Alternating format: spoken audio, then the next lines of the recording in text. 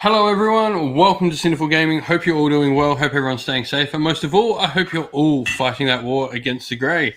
Tonight, we're waiting to see what is going to come from the Warhammer livestream, the mystery reveal tonight. What are we going to see? I see we've got some in there already. Jay, hello there mate. Spark Hero, hello. 3rd edition is what we reckon. It's what I hope. But, let's go with the, what if it's not 3rd edition? What if it's not 3rd edition? I think that's like an important thing to maybe think about. What if it's not? What else could we see? Old World, yeah. I would not be disappointed with Old World so long as it's not 15 or 18 millimeter. We had this discussion last time, how I do not want that. But if it's, Old World in a 28 or 32 millimeter game, sure. Battlefleet Gothic, I don't think that's got the gravitas that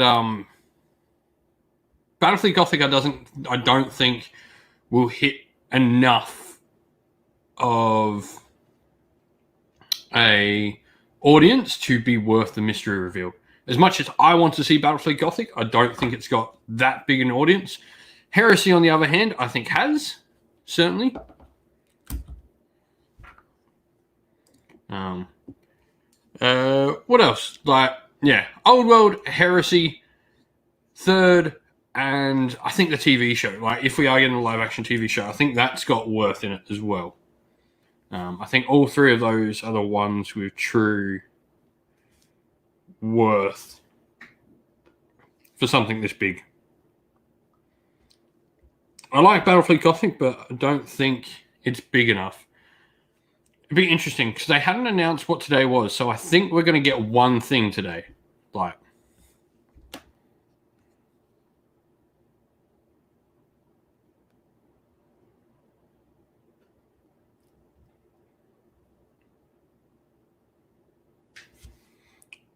Yeah, but they wouldn't.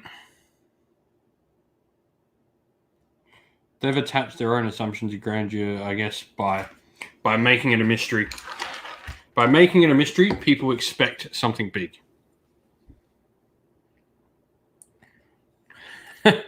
Titanic, I definitely do not think it will be Titanic. It is something we haven't seen.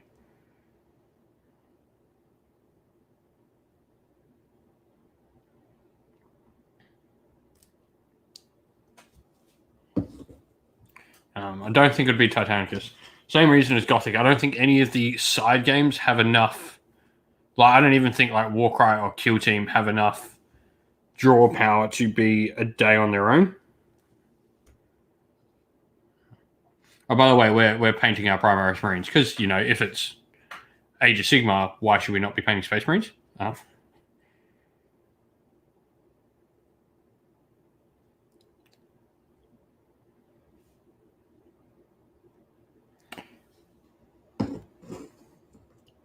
Tuesday, yeah, there wasn't a lot. Yeah, I think had they gone so for me, think of this. I think their previous one where they had mystery instead of Warhammer Quest. I think when you've got just a single reveal show and you put mystery, you can go with something like Warhammer Quest, Battlefleet Gothic, new edition of Adeptus Titanicus, or something like that. I think when you put mystery on a day by itself, you're asking, if it is not big, you're asking yourself for trouble. Whether or not the community puts their own thing, I think reveal starts in 2.5 hours from now. I'm not doing a full 4-hour stream this today. Only be about 3.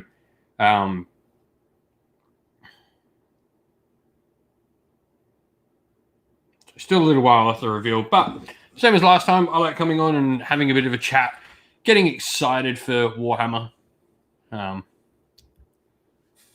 Ricky with the perfectly exact time there for us.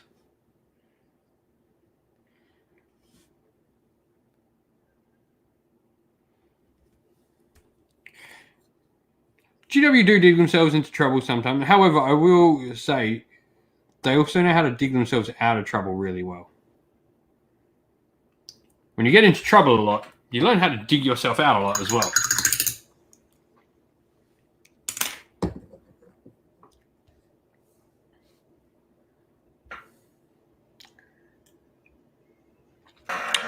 Yeah, Ricky is our talking clock.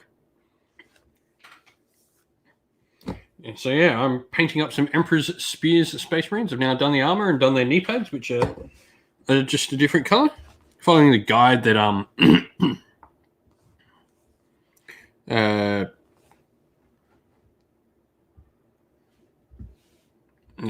White Dwarf put out.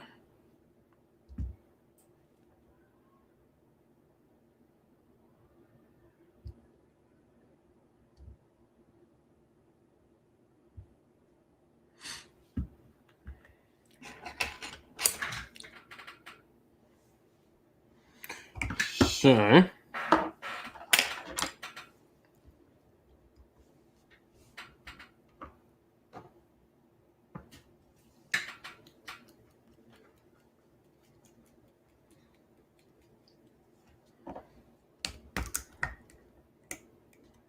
yeah, I think AOS 3 is what a lot of people want, really. That is the big one that people want. I think I was saying it, we were talking in Discord before. Zesty Flamingo, yeah, we were discussing that before. What if it's not?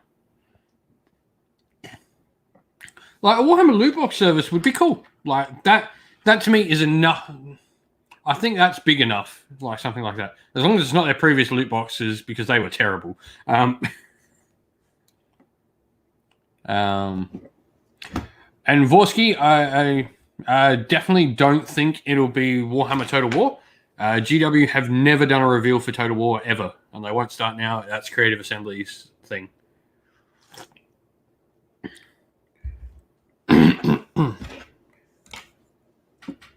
We've never seen Total War at a reveal show ever.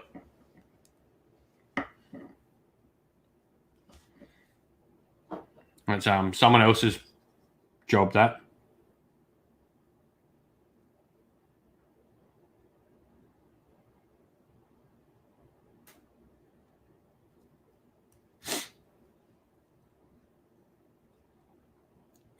Yeah, like a proper loot box system, Ricky, I would be totally down for. Like, as a YouTuber, that would actually be like really cool for me as like a YouTuber to go, oh, what am I working on this month? Here's a loot box. Oh, cool. Like, it sort of goes, oh, as a YouTuber, it's like, I can imagine, every like painter YouTuber getting on it going, oh, well, this is like my painting content for the month. Like, it would be such a, like, actually be really cool in that department.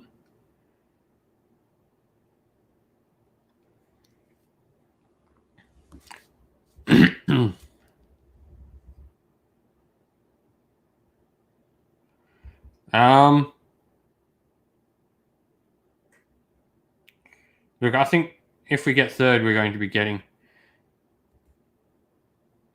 Look, the TV stuff is cool. I'm all down for the TV stuff. I think if they do, like, I think the live action Eisenhorn is certainly a big enough thing to warrant mystery.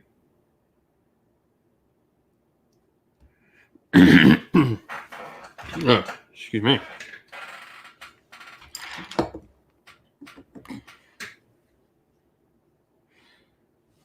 Yeah, like, I don't think either app is perfect. I think they, much like the game systems, I think they can both learn a lot from each other.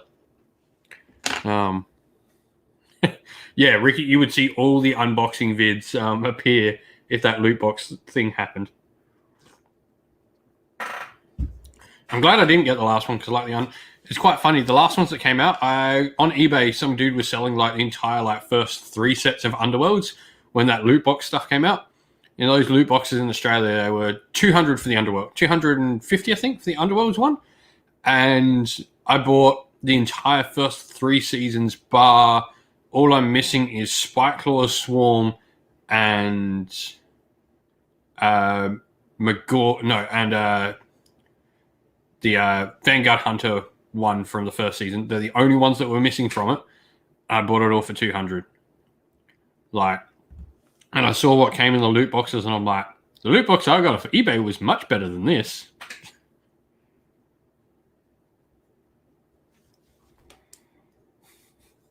It was just like a funny sort of happen.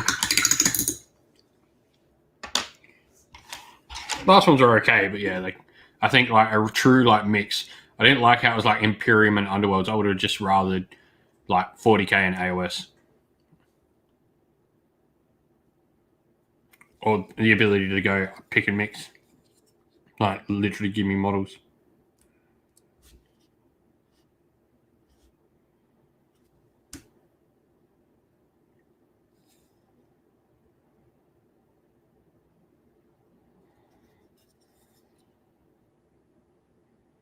I think as we were discussing in Discord before, though, if it's not third for AOS, we're still going to see third soon. Like, if it's not today, we're seeing third real soon. Like, I can see them if we don't see third today, at the end going, tune in next week or in a fortnight, and then that will be third. That's totally a possibility, I think.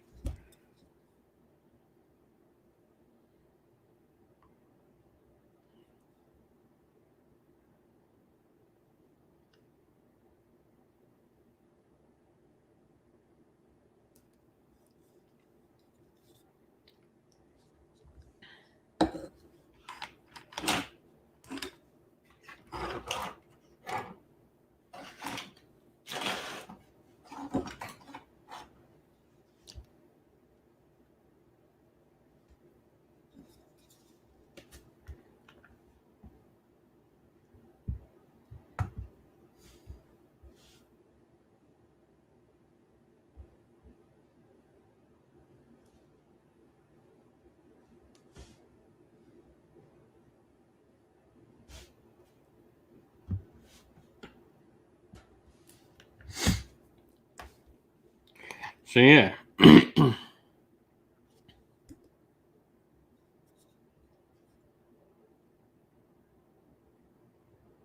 What hobby is everyone working on at the moment?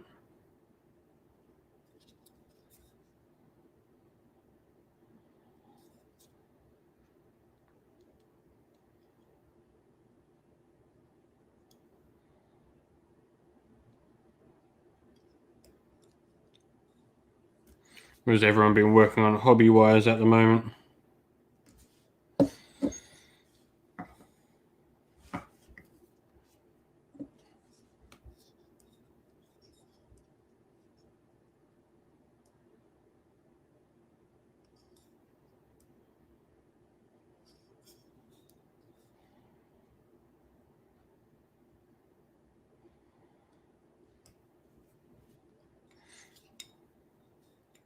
Ooh, nice, Ricky. That sounds pretty awesome, man. Alexander, watching at work? That's fair. I know it's definitely work time for probably a lot of like our American viewers. It's currently 12:15 in the morning.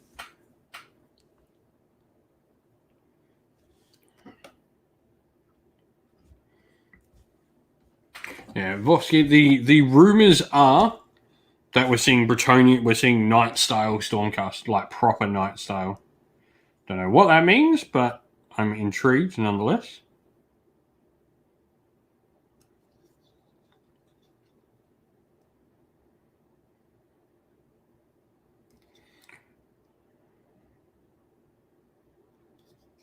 Versus some sort of hobgoblin-like creature.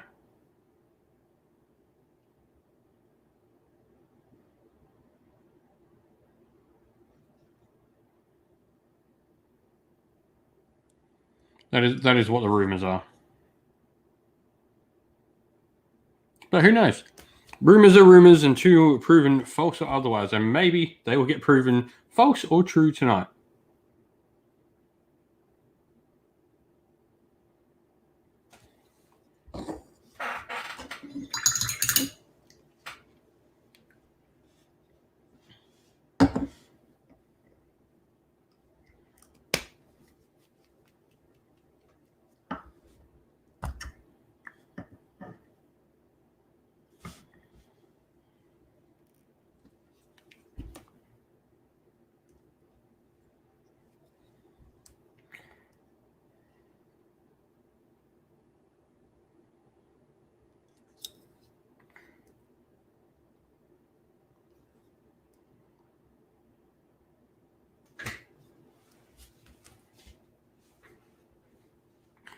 So yeah, I guess let's talk about what have been people's favourite thing they've seen over the course of second edition.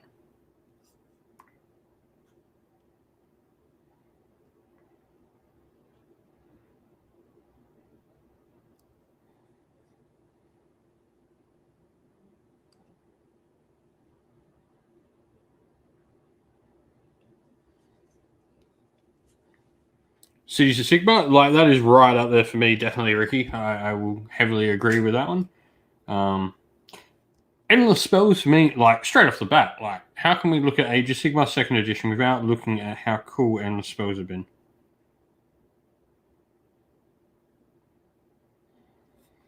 What about? I hope so too, Sparky.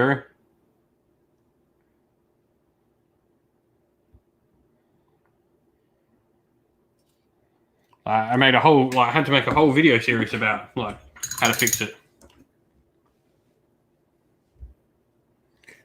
Everyone gets an opinion, man. What's been your favorite thing you've seen in Age of Sigmar so far, then?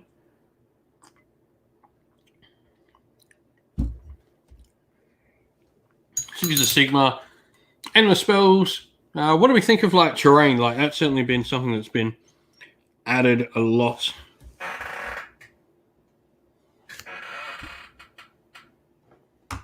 Man, I need to get a new chair. This one's just dying, creaks, and is sadly at the end of its life. Deepkin, nice, yeah. Deepkin actually, funnily, weren't second edition. They were, well, they were and they weren't. Deepkin were like the last, I believe they're the last book before second.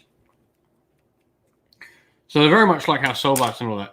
You get books that are sort of made for the next edition, but not actually from the edition. And that is Deepkin.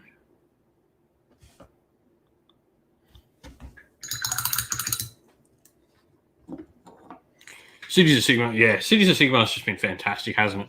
For like, I stand by my statement. I reckon it is the best battle tome they've ever made.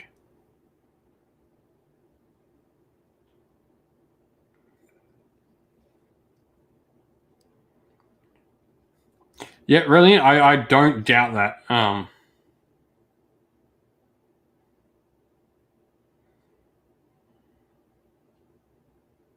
Like it just makes perfect sense that, like, yeah.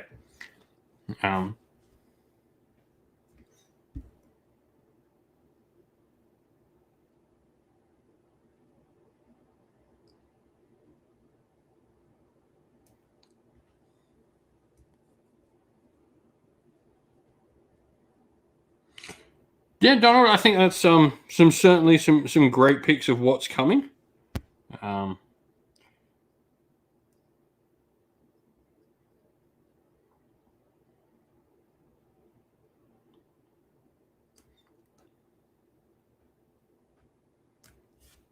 cities is just a perfect home. Like, yeah, I can't see like another tome. No tome does what's okay. Probably the only one I would liken to cities on how it can just adjust and change and play so many different ways is Seraphon. I know that's going to sound like, oh, but Seraphon are broken, blah blah blah. Yes, their power level is maybe a bit off, but they do the same things that City does, where they have a wide selection of units and nearly everything is viable. In fact, like, I don't think there's a Cities unit I haven't written a list for.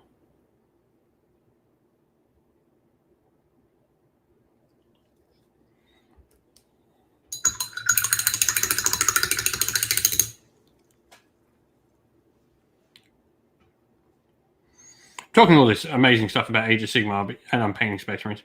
They've been really fun though, like painting Space Marines. I will say, like going back and painting some Space Marines again has been therapeutic in a way. It's nice to paint something like so high tech compared, like even Caradon Overlords aren't this techy.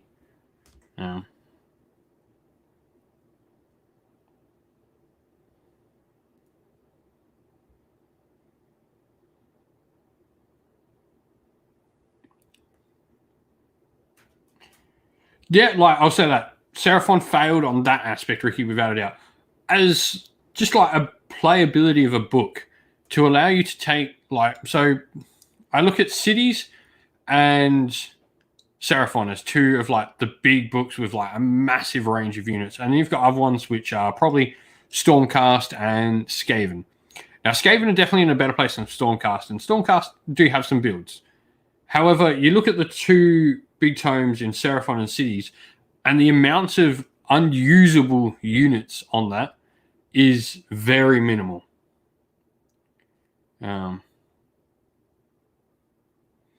While you look at Stormcast and Skaven, it's very much picking the units that are usable within those armies. I think Cities and Seraphon did that really well in making a book that has so many options in how you can play it. Definitely in the modeling perspective, like Cities just far outstrip Seraphon, and that's the nature. It's why I'm really excited to see like Croak in Broken Realms. Seraphon, I always talk about Seraphon with my mates, is like Seraphon and that army, we know who they are and what they are in Age of Sigmar. Right? We know what they do, who they are, but we don't know the why to Seraphon, if that makes sense. We don't know why they do what they do. Why are they in Age of Sigmar? Why are they in Age of Sigmar? And that for me is Seraphon's big lacking point, which hopefully we are learning more about in Broken Realms, which is really cool. It's the one thing missing from Seraphon to make them truly memorable. Like, because no army's ever going to compete with like something like Cities or Slaves to Darkness on that hobby ability that those very basic armies allow you to do. But what Seraphon can do is be better narratively, and I think we're seeing improvements in that thanks to Broken Realms.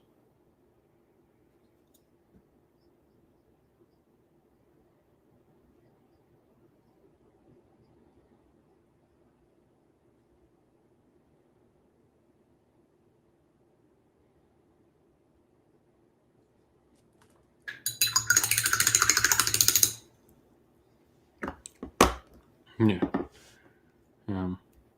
Do you think, Spark do I think factions will leave their alliances like Daughters of Cain, for example? No. Like, Daughters of Cain are still good guys. Well, okay, that's wrong. Daughters of Cain are still Order. They rely on Order to be a thing. And I believe, and that's why Age of Sigmar uses Order and Chaos and not good and bad.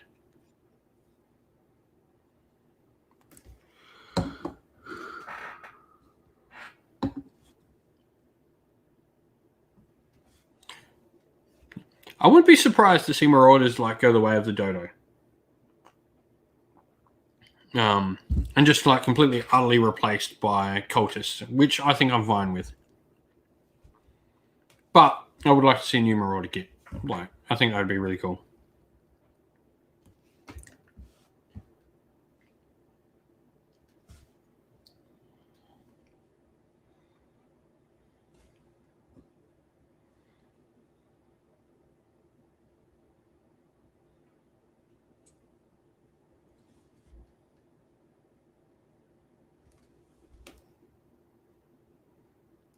Just putting up thin layers of white on this helmet for my sergeant.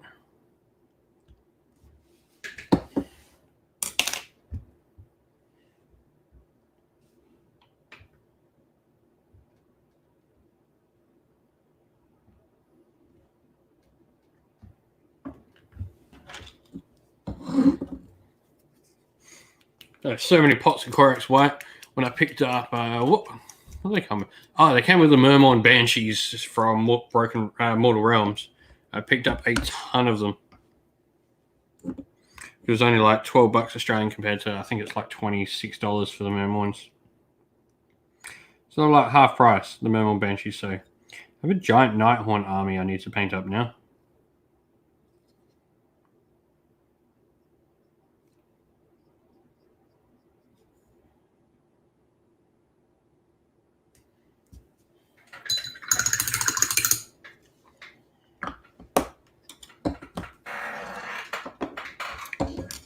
Cool, Drakenhook.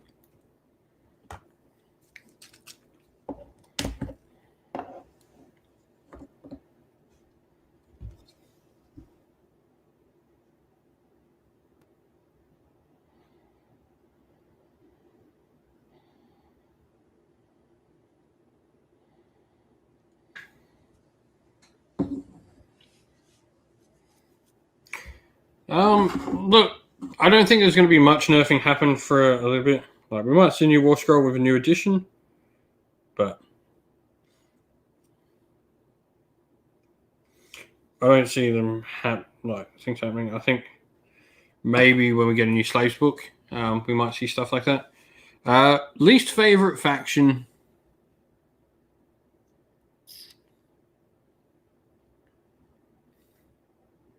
That's a tough one. Least favorite faction. I think maybe Slanesh. It just doesn't do it for me. Bar Sigvald up there. I'm not really into them. Slanesh is one of those ones that just... Yeah, I think Slanesh. I think Slanesh should be my least favorite. See, Iron Jaws I'm not particularly fond of either. I much like Bone Splitters better than Iron Jaws.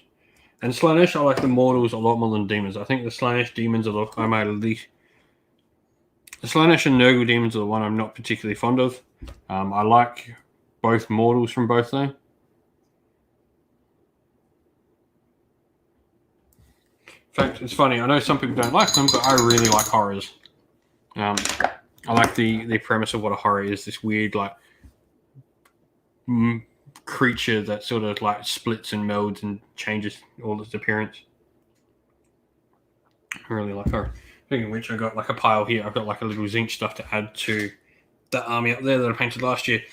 The only thing stopping me playing my Zinch at the moment is I don't have any demons painted. So that needs to change. Alrighty, I need my Apothecary White.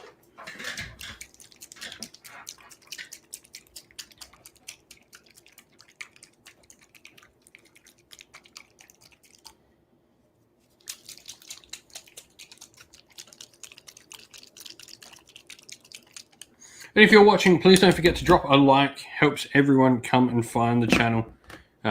Be much appreciated if you do.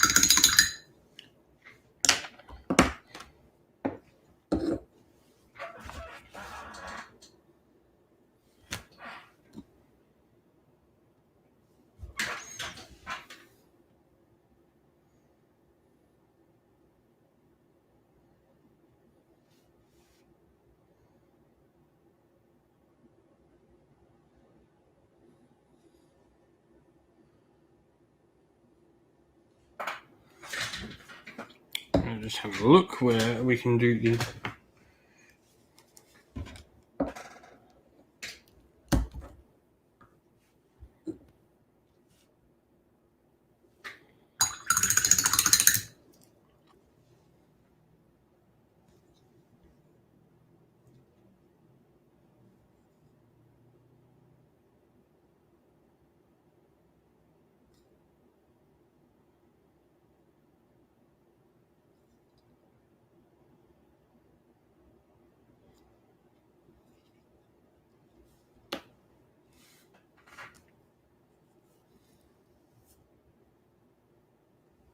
I like the Mortal Slanesh. I will say I like Mortal Slanesh. I don't like Demon Slanesh. Demon Slanesh does not do it for me.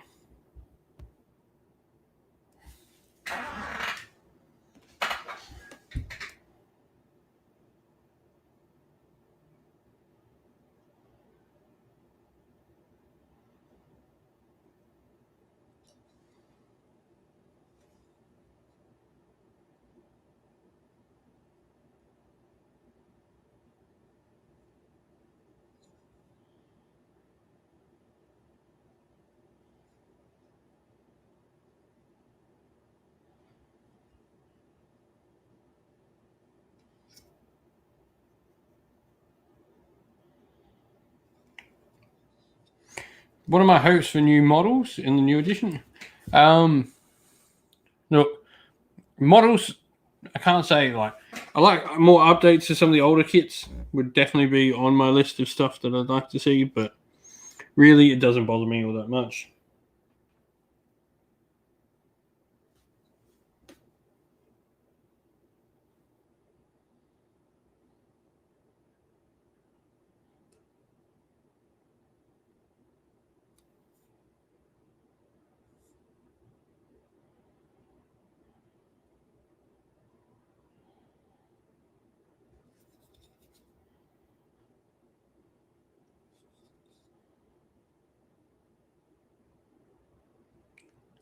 Jay Durthy, hey, Fire Slayers need something. Yeah.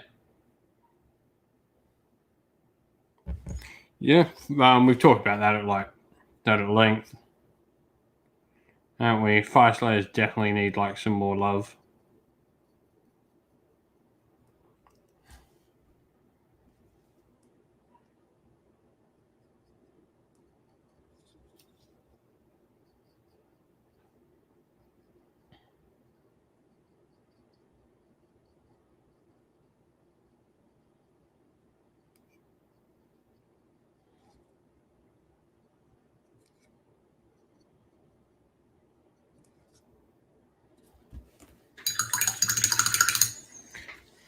I mean, I think we're going to see some new city stuff. We've got the Witch Hunters coming, so let's hope Order of Zir cities is something.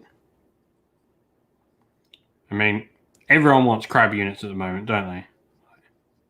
We got shown the crab. Blessed may the crab be.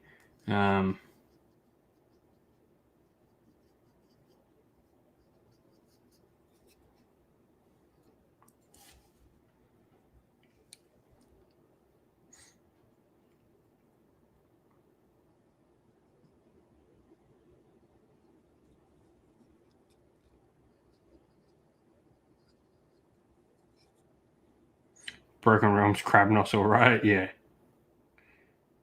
Age of Crabmar.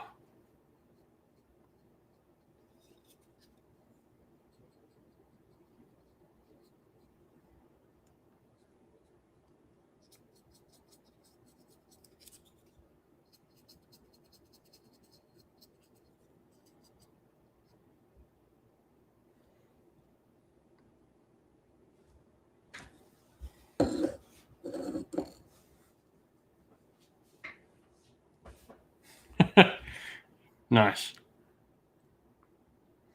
Yeah, that's definitely a good shout there, Donald. I'd love to see some reimagining of like how we do Skaven.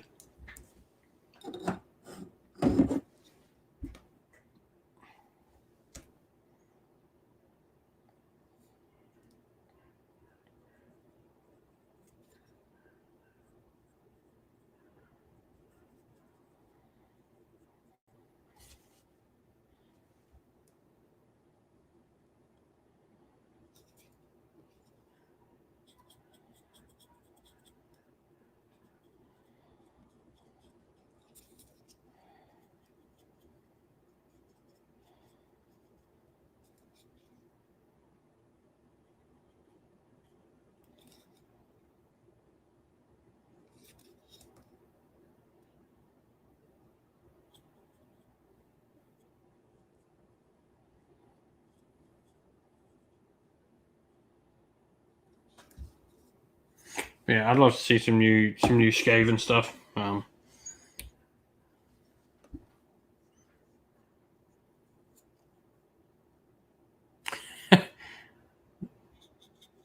Warhammer Pokemon, yeah, quest friend, that'd be cool.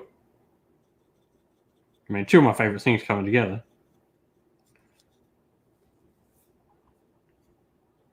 Skave water rat variants riding giant crabs. I mean, everything is better when you add giant crabs, is it not?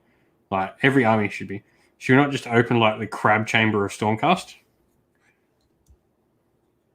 Crabcast Eternals.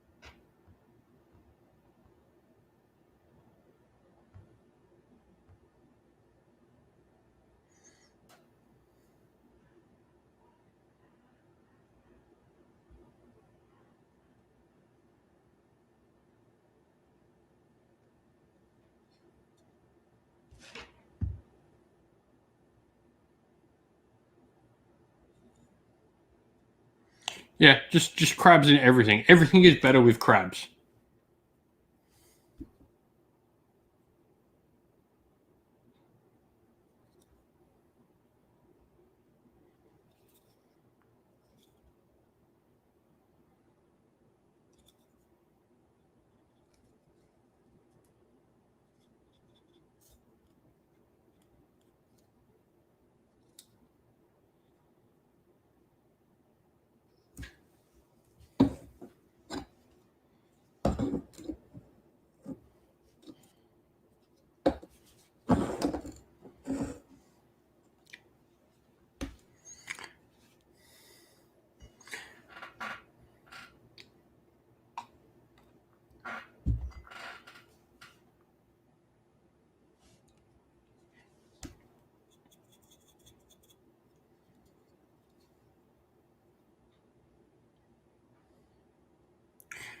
Yeah, I'd like to see them revisit Lethus, because obviously Lethus had Iron Deepkin in it from uh, Forbidden Power.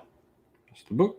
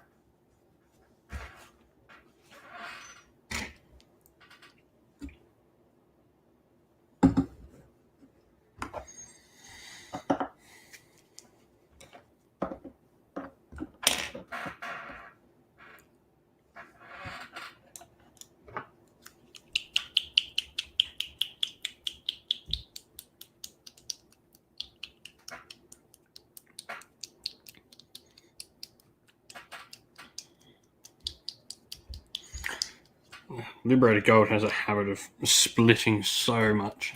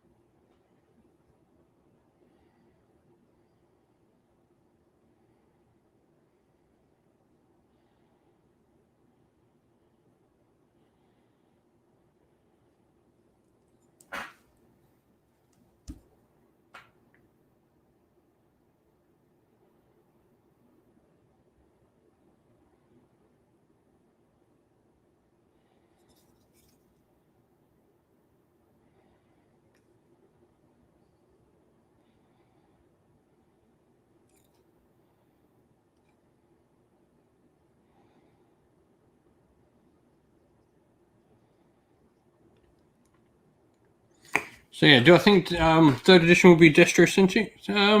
Probably. Like logic says it would be, but this is GW. Logic should not always be applied.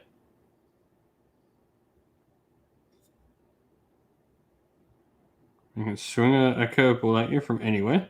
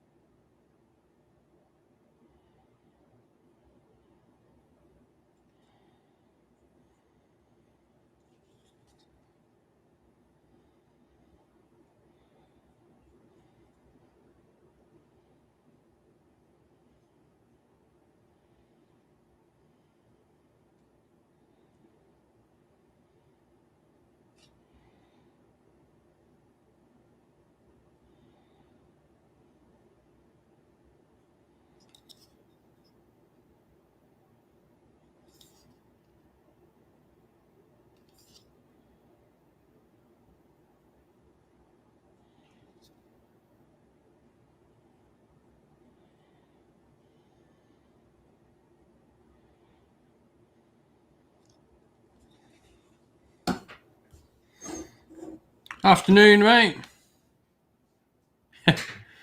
Oh, nice. Yeah, I've got Dark Imperium on the go at the moment. I do have I've got a full Intominus box set to build as well.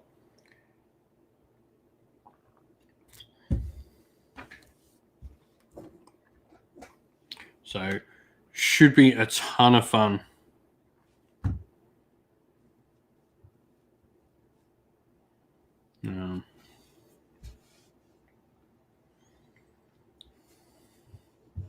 So yeah, for anyone watching, let us know where you're watching from, what you're hobbying on, what you've been up to hobby lately. Just say hello. Let us know what you're doing.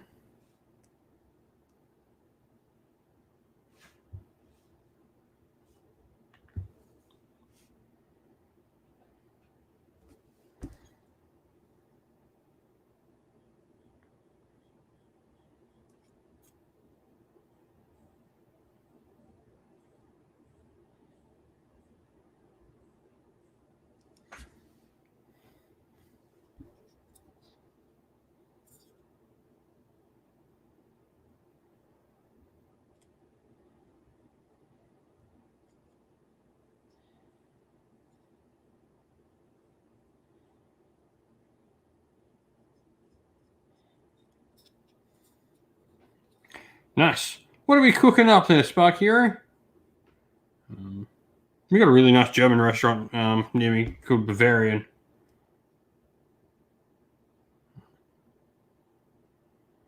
It's great. It has some really nice pork belly. With, beetroot flavored, beetroot sauerkraut. Really nice.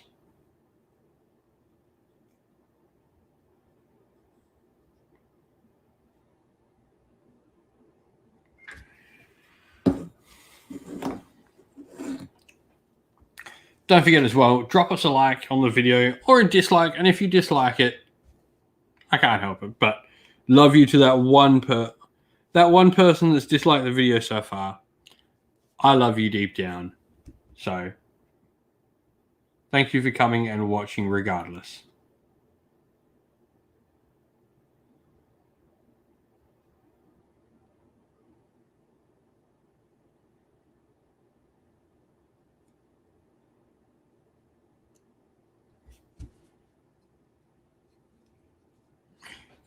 Hit me with a German name and I can look it up and find out what it is.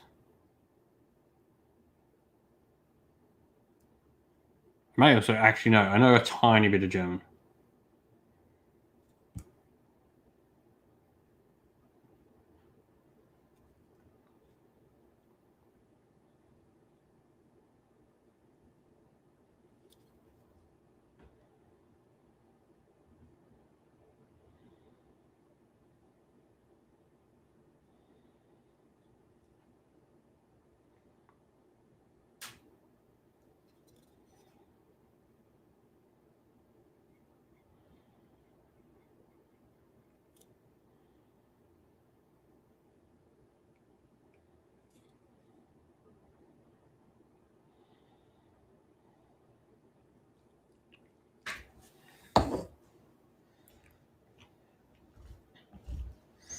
All right, I'm going to look up what this is so I can find.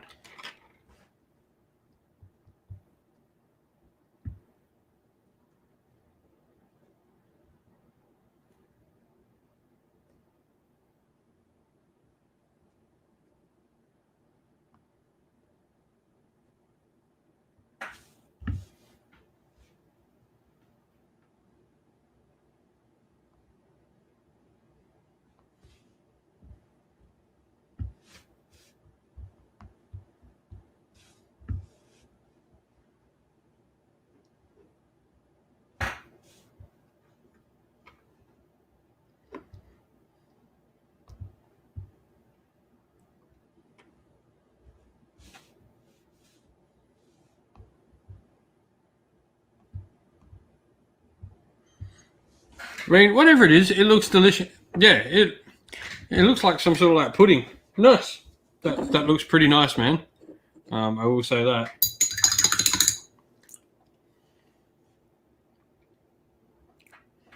Whatever it is, it looks delicious.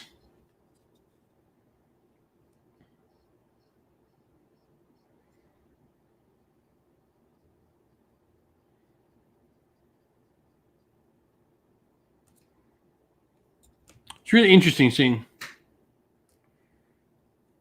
What do I think of the new Gaunt's Ghost minis? I reckon they're really cool.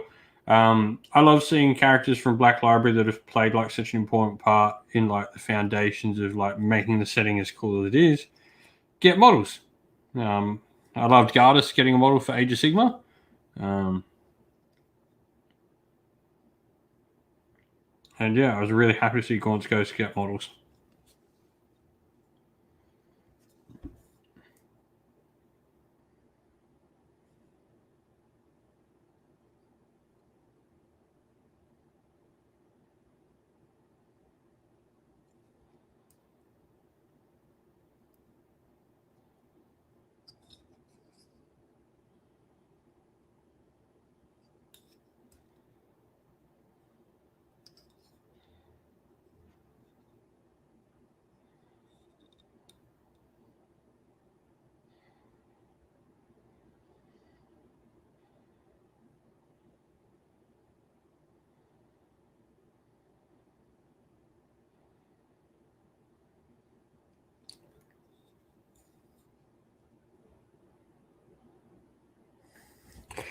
Oh, you mean Arcazent? Yeah. Yeah, I would love an Arcazent model. I mean, we all know how much I love Scourge Privateers. Like, there should be no secret that I want an Arcazent model.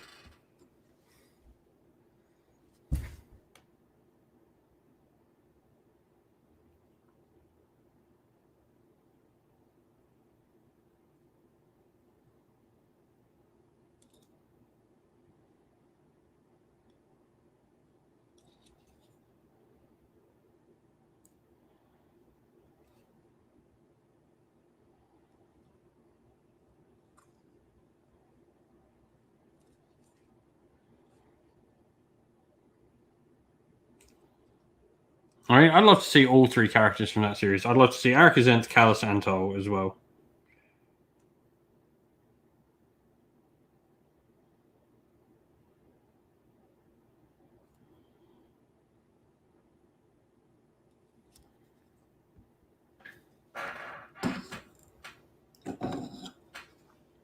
That would be sweet.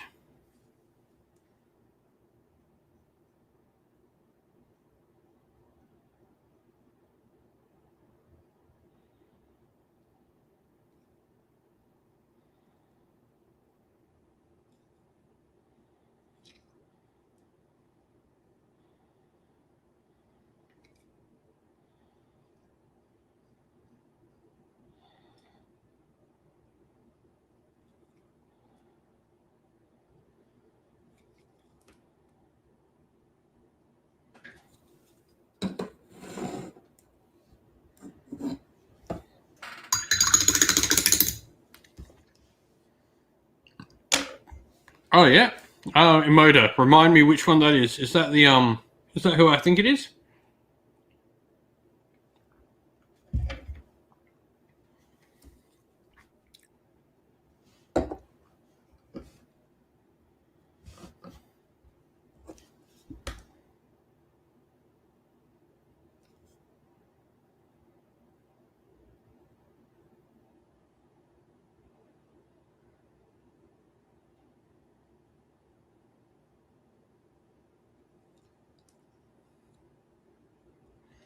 I think name characters are interesting. Name characters are like really important to the setting, because like while it's cool.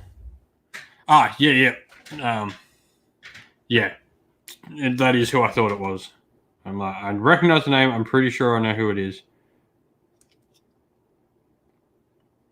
Name characters are important, because while it's cool to make your own characters and all that, and like I love doing it myself, it's important to have name characters there that you can tell the story through.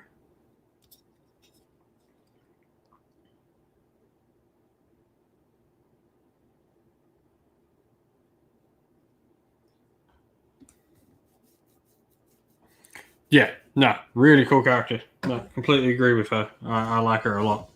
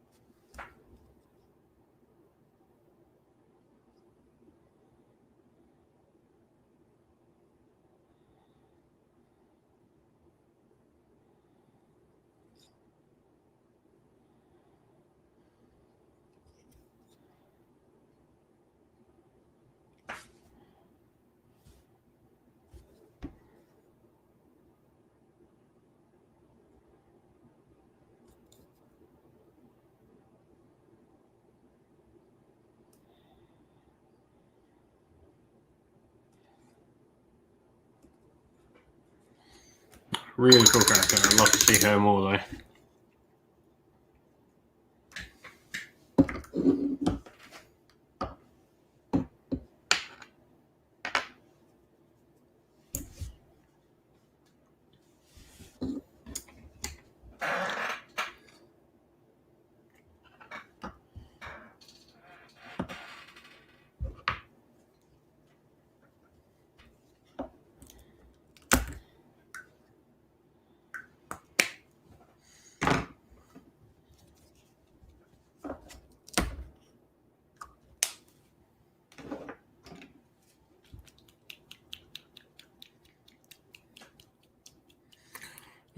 Yeah, I'll definitely be doing some Stormcasting Warcry. We should have more. We're organising a Warcry campaign for the channel, so we should have that coming up, like starting to be recorded soon. I probably won't do Stormcast for that. I think I might do my Zinch for Warcry, or maybe something else. But who knows? I haven't decided what I'm going to do yet.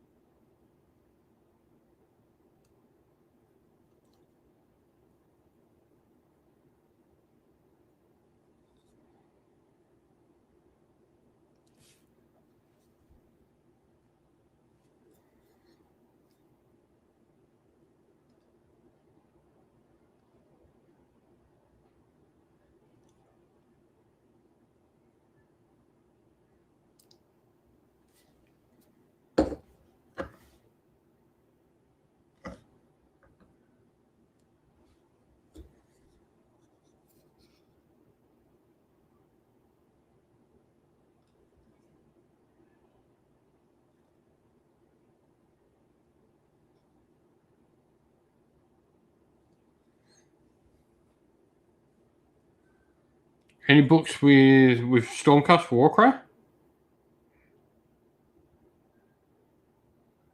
So the new this book right here is Stormcast and all order factions in Warcry. There's 4 of them that got released in December last year. There's one for each Grand Alliance, and you have all the rules for all the models in the Grand Alliance. Some great, cool like narrative scenarios. But yeah, you can expect to see a ton of Warcry. We're going to do a 5-player campaign on the channel, which will be a ton of fun. So hopefully, like my big plan this year is to get like a ton of narrative content happening.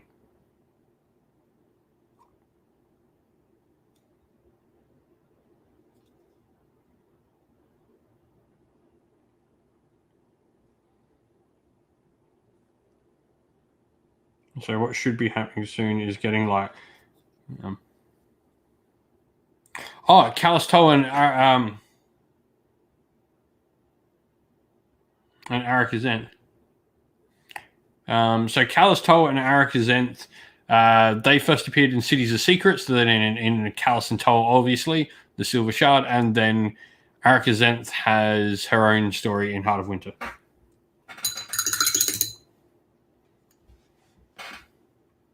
And hey, Dan, nice to see you there, buddy. Hope you're doing well, mate.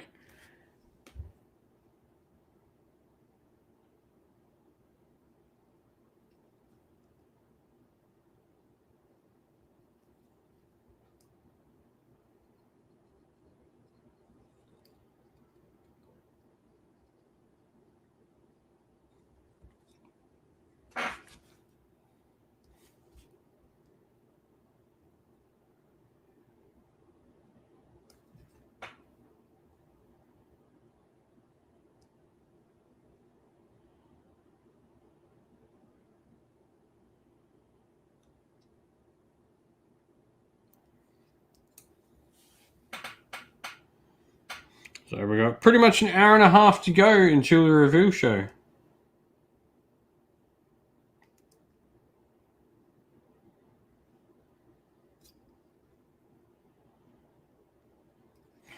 Yeah. These Marines are coming along nicely. Got my first 5 hopefully done in the next day or so. Maybe even tonight. I don't think tonight though. Probably be in the next day or so.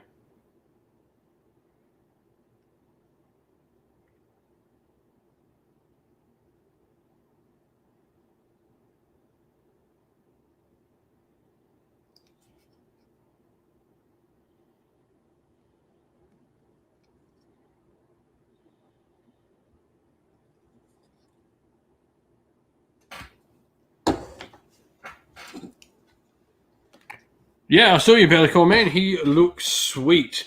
Should share him in the Discord for everyone, man.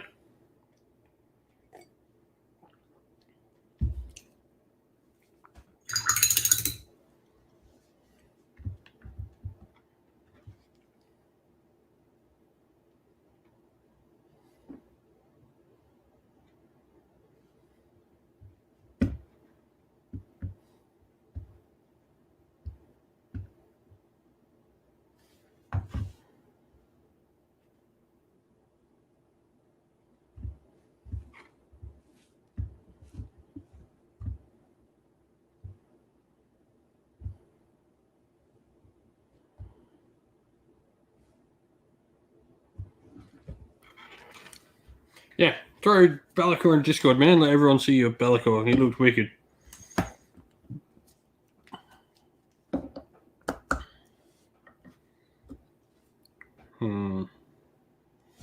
Yeah, anyone who's not in our Discord server already, don't forget to like jump into Discord. There's a link for that in the description of the video.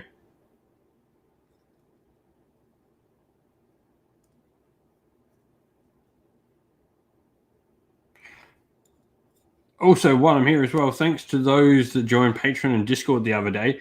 We had a couple more that I've got to add to our ends credits now. So thanks to the people who jumped on and helped support the channel. That was great. It was nice to wake up to. Going, oh, you got a couple of notifications. So thank you. Anyway.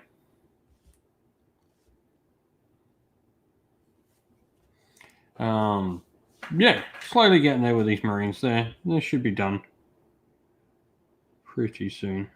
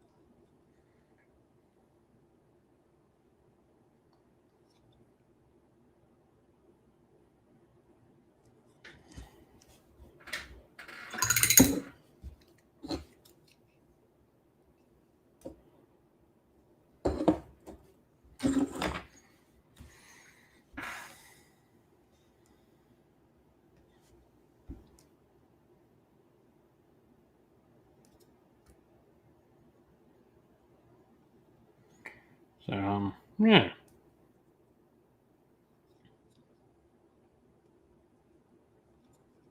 Less than an hour and a half to go.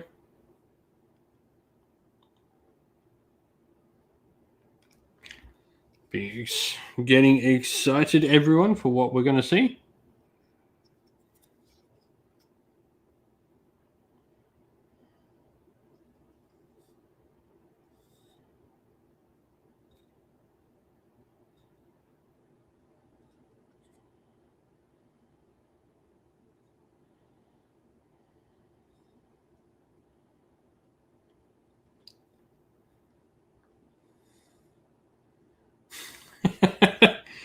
No, man. I have to get you up to scratch with Discord. I was a complete noob, and then we had I had someone like come and help with Discord, and they've made it so much better in there.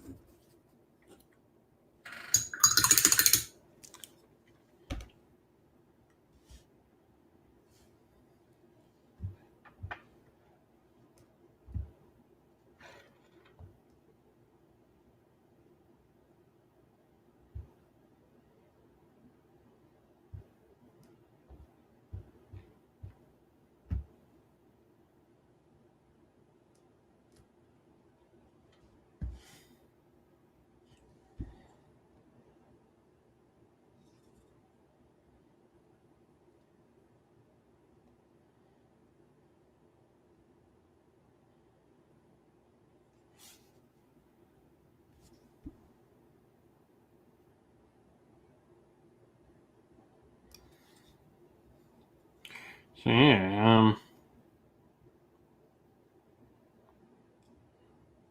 I'm excited. Getting more and more excited for what we're going to see. It's been a fun week of reveals. What's everyone's favorite reveal been so far this week? What have we seen? What is everyone's favorite reveal? What's your favorite thing you've seen? And why is it not the crab?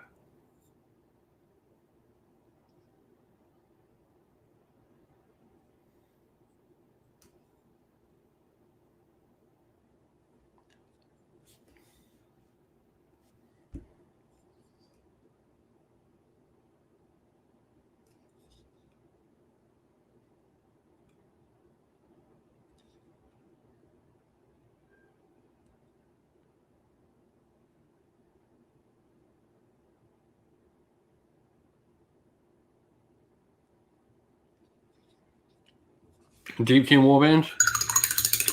Yeah, like the Deepkin Warband in general is just fantastic, I will say. Right up there. I really liked the orcs yesterday. I will say, like, I'm paying 40k now, but 40k is relatively new to me. But those orcs, like, they were sweet. Like, those orcs were awesome.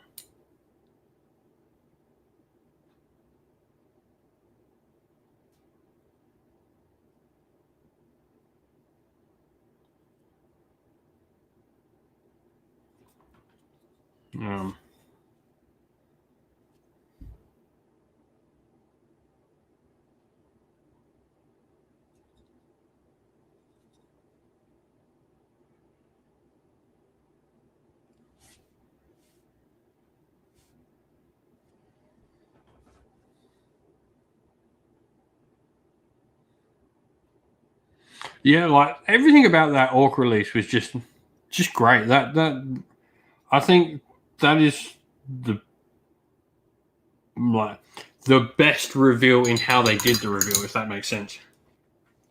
Um,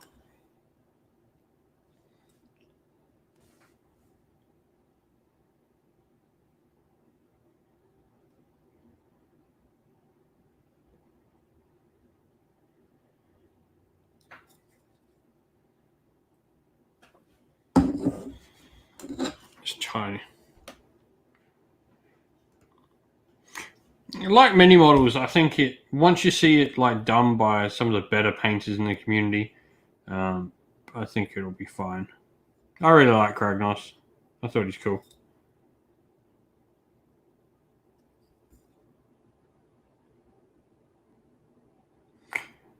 I do like I think the open mouth on Kragnos is much better than the closed mouth though.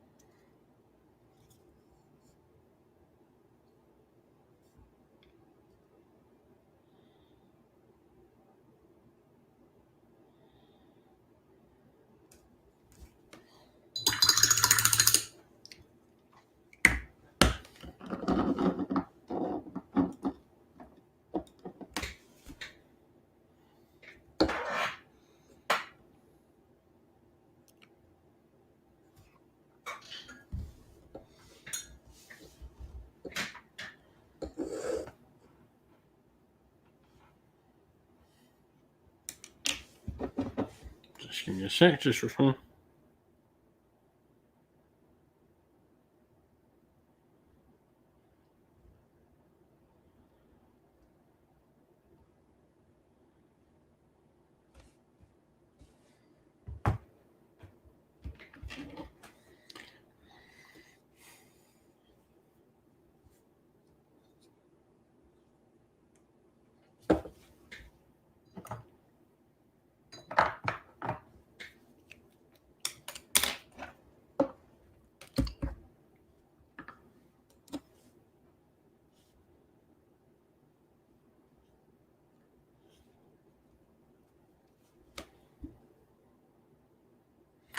Yeah, man, they were. It was so much fun to play my Wanderers. It was really satisfying when they got into Glotkin as well.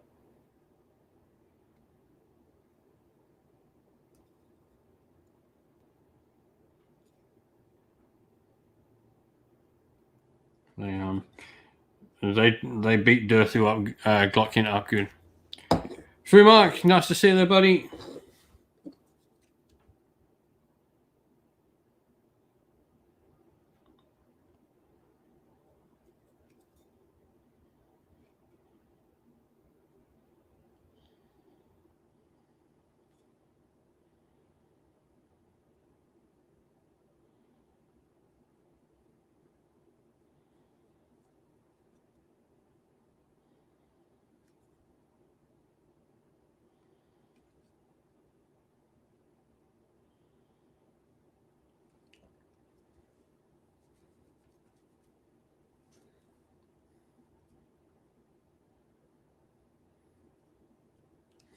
The new the 40k orcs are sweet. Yeah. Also, can we take a moment to appreciate Stu Black, that the dude who was like talking about 40k? He just came across as so genuinely enthusiastic, not over the top, not I guess fake or anything. He came over as like such a great dude that like just really enjoyed his Warhammer. It was really nice to see. More of that dude, please. More of Stu Black. He was it was just so I can listen to him talk about Warhammer for ages. He was great. I don't know how other people felt about him, but yeah, he made him just talking about how passionate he sounded about all his Warhammer just made me want to get more. Yeah, like Spark Hero, that's the thing. Like he sold me on those orcs. Like the dude just was so passionate about it. It was great. Like, and it wasn't like fake or over the top or over eager or anything like that. The dude just like, this is cool. This is something I'm really happy with. It's really cool. Yeah, dude, I am barely a 40k. These are the first 40k models I painted in about 4 years. And I was painting them because I was watching some 40k the other day. And mainly because I saw the battle sisters and I'm pretty keen on getting some. But yeah, like the dude just sold me on 40k with his enthusiasm and how like cool he was. Just like very passionate, very enjoyable to watch. Yeah, and that's exactly it. It was less. It was less like lack of better term. It was less robotic and more like straight from the heart. You felt like the dude did it in one take in how he was doing it. Like he just sat there and spoke, which is good. Like well done to him.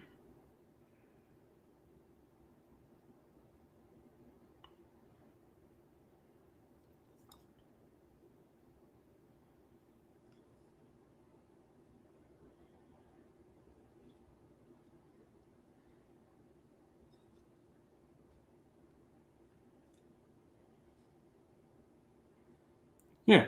Oh, I thought the dude like deserved some credit because like he really came across as great. Yeah,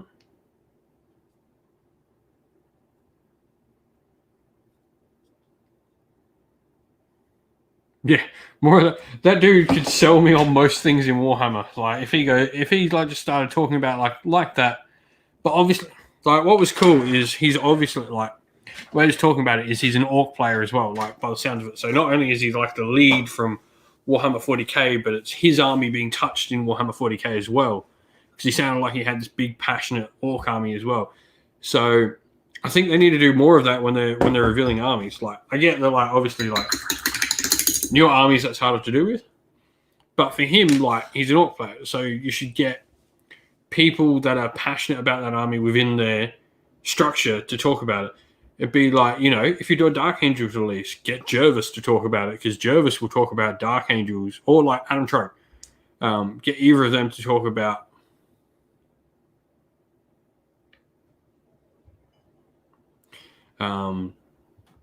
get him to talk about, Dark Angels, because he will just passionately talk about them. Evelian, first time seeing. Oh, nice. I'm glad you enjoyed my little chat with AOS Coach, with Mr. Magro. Good mate of mine.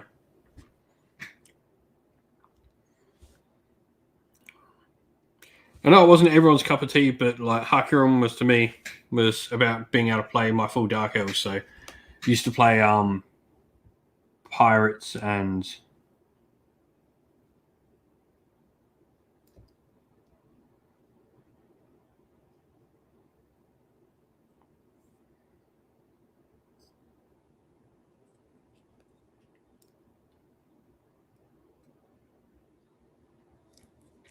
I think they're going to be pure Stormcast. Like,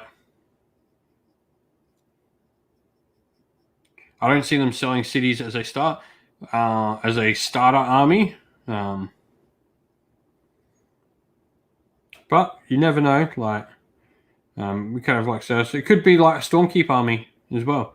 I do think when we get like a new Stormcast book, we're going to see Stormkeep become part of the rules for Stormcast, and you're going to have 2 ways to play Stormcast, which is cool. I like that 2 ways to play. It works really well in Seraphon, with Coalesced and Starborn, and 2 very different forces playing with the same models. So I think Stormcast definitely with like Crusaders and Stormkeep really give you that option.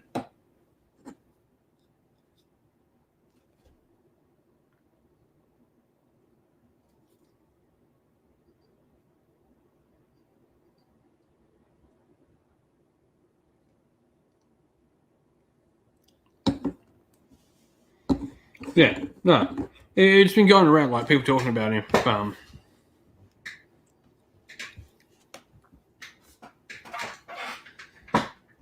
Yeah, well, funnily enough, like Dark Elf, I think I explained it on the Magro show on my show with AOS Coach, where I'm not actually an old Dark Elf player like too much. I had a little bit of Dark Elves in Fantasy, but they weren't my main.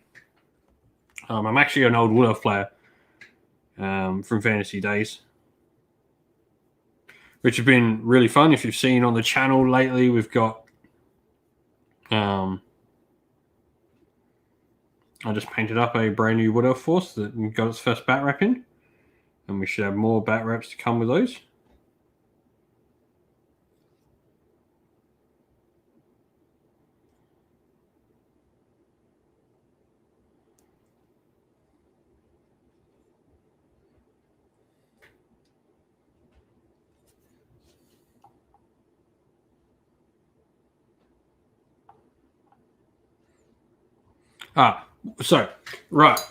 Spark Hero, Warhammer Underworlds rotation. So how it works.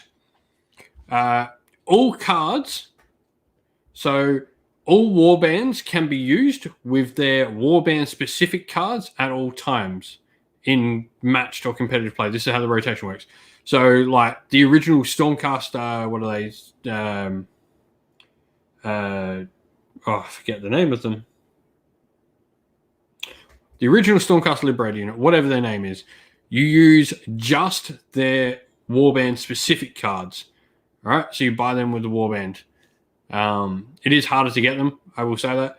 However, what you can do is then you use the most recent 2 seasons generic cards.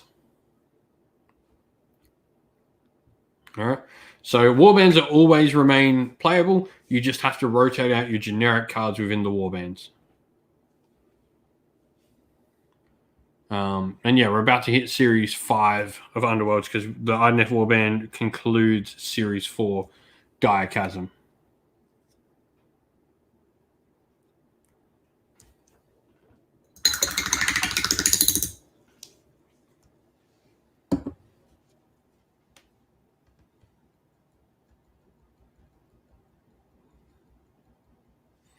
Most depends. Like different Dwarden souls belong to different people. There are definitely Dwarden that pray to Sigma. Older Warbands cards, generally going to have to look for them online. I don't believe you can get them from GW anymore. They mainly only keep the Warbands in practice so that they your models don't become redundant if you've bought the old ones. It's not really a plan for full support.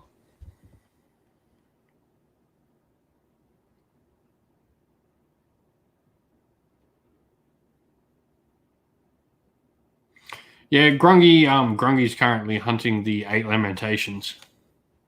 And Grimir is maybe not dead because the Fireslayers sort of believe Gotrek is Grimir.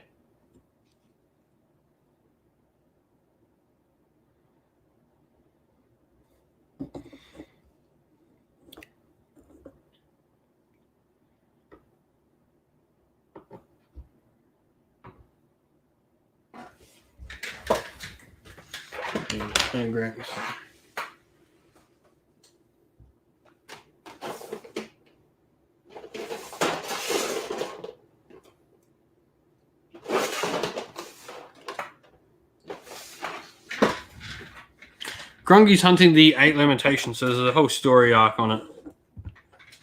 You can find the Spirit Shadows novels and all the other little short stories that come with it. It's a bunch of artifacts that Khorne made that Grungy's trying to turn towards good.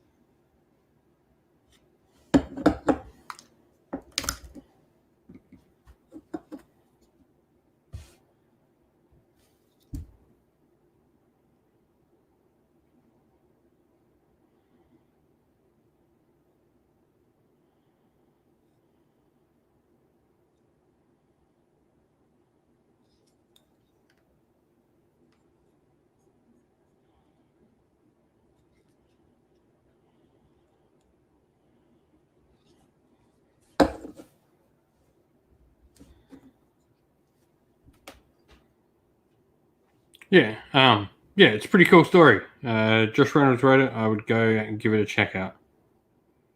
Yeah, 8 Lamentations, the Spirit Shadows. Go give it a look.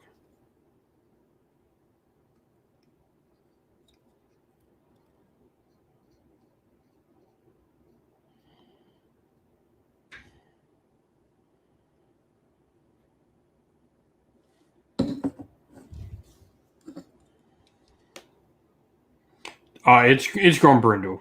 I have no doubt it's Grombrindle. They like to throw Grombrindle in a lot of stuff. And it's funny, all like the stories and stuff of Grombrindle, like he makes so much sense in Age of Sigmar. He exists so much better in Age of Sigmar than he ever did in Fantasy.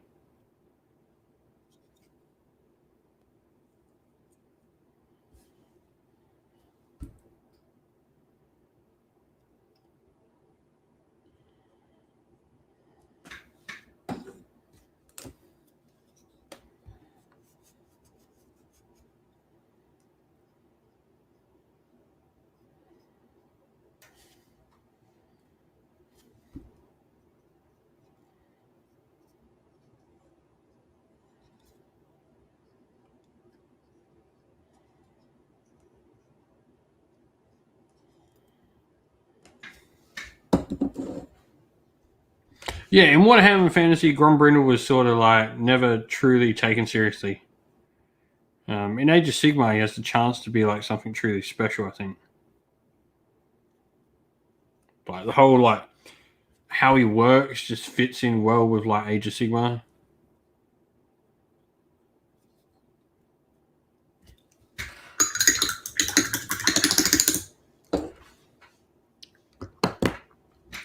See, dude, AOS third is your prediction for today? Yeah, I think that's what a lot of us are hoping for, at least. At the very least, we're hoping for it. We were discussing before, what might it be if it's not? It's funny, like, AOS, it's really funny. Age of Sigmar is a weird and wacky universe, yet characters can feel more real in it than they did in fantasy. It's really weird.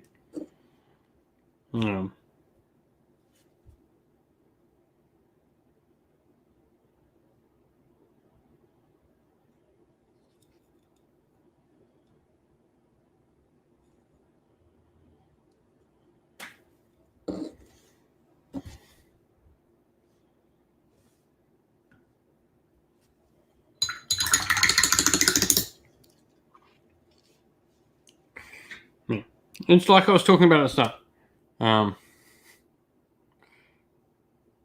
Like GW have set themselves up here. It needs to be a big thing.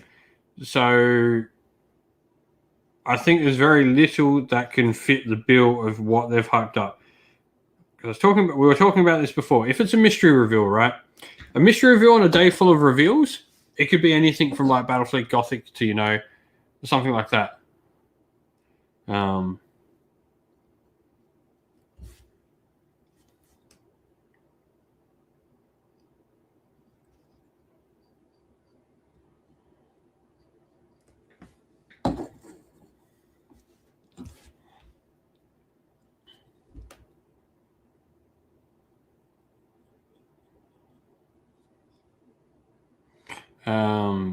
So I think the things like Gorka Walker is too small. Gorka Walker would be something you would announce on a full day of reviews, like you would have announced at Box Games.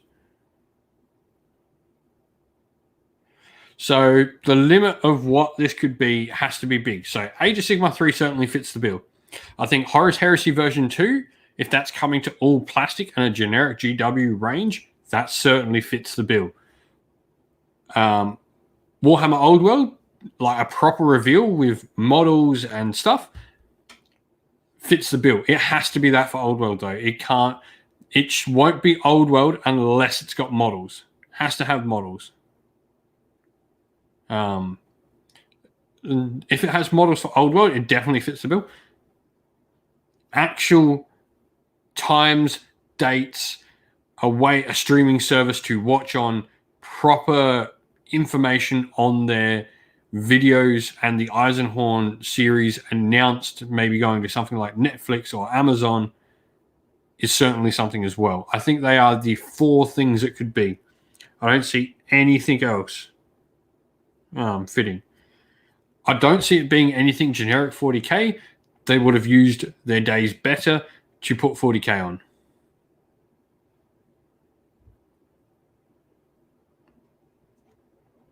And Fumark, you pretty much said exactly what I think.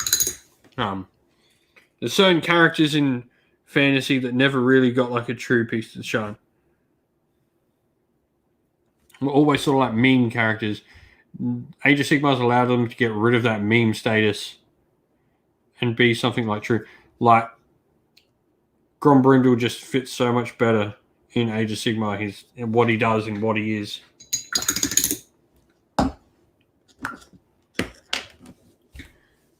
Yeah, and like the Forge World closing and like everything Forge World becoming. That's why I think Heresy is a really cool one.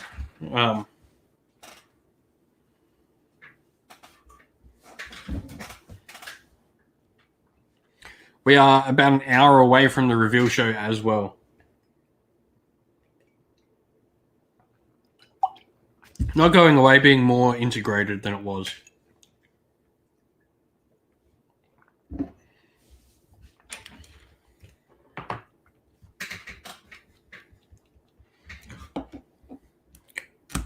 Oh, I think like the Eisenhorn one, I'm pretty sure it's been announced. It's for Amazon, but I think all their cartoon ones, the anime, whatever you want to call it won't be Curse City. I think with Curse City there is a lot more to Curse City than we probably think, and there might be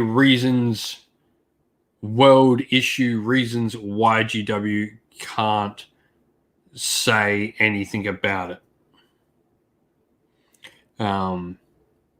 Like they would not want to stop making money. Warhammer Adventures, like as a kids anime series and like a morning cartoon slot, would be great. I don't know if anyone else, but even as an adult, those kids' books are fantastic reads. They're really fun, really interesting. I would recommend them to most people.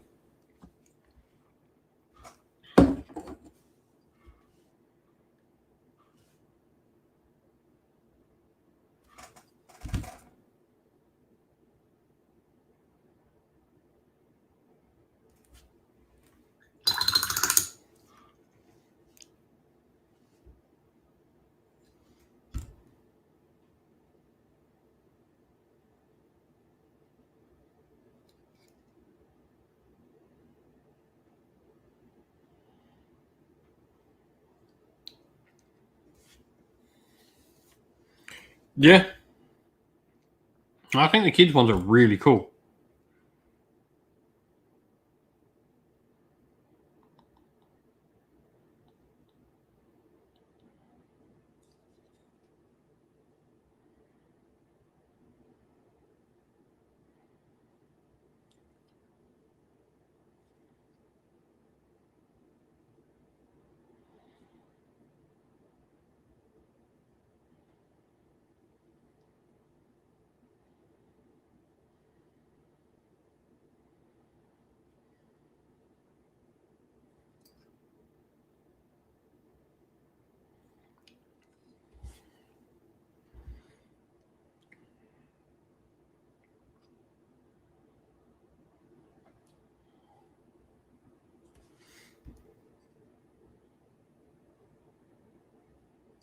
New Hive War box, half Necromunda.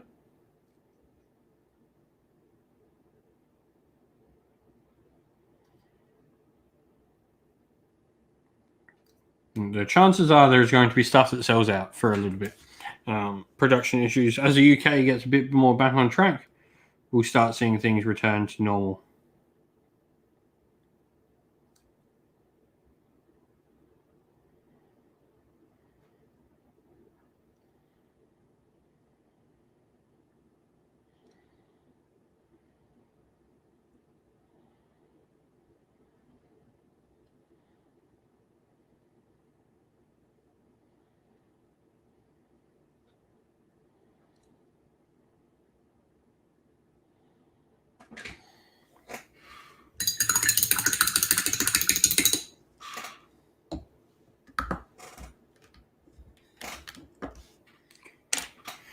Yeah, there's going to be issues with stuff coming out. Like, there is no doubt about that.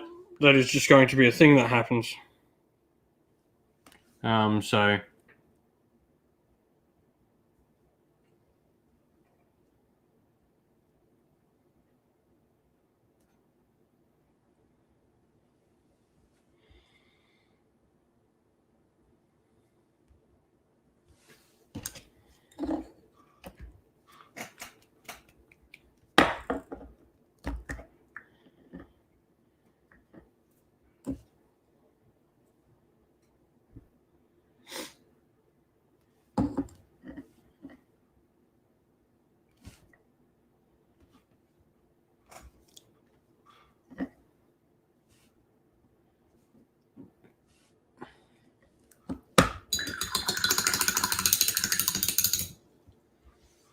yeah, I'm really looking to like get into Necromunda. I think.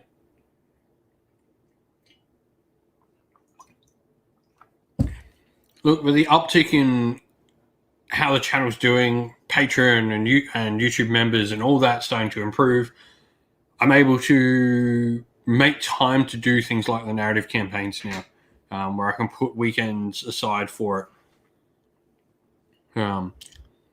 So hopefully we should see, like, we're going to do the Warcry campaign first. You should see other stuff, but like Necromunda and all that's not out of the realm of possibilities to like start being able to do campaigns of that on the channel in the near future as like things get better and better for the channel. So that's the hope, is like things keep getting better and better, and I'm able to do more and give more to everyone.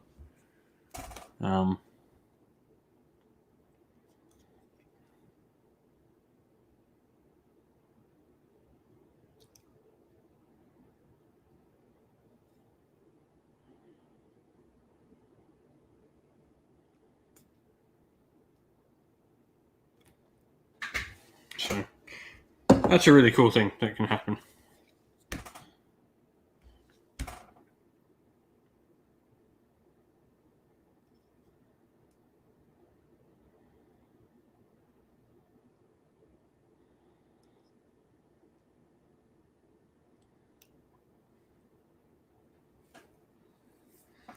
Yeah, Warcry is a great way to get into AOS.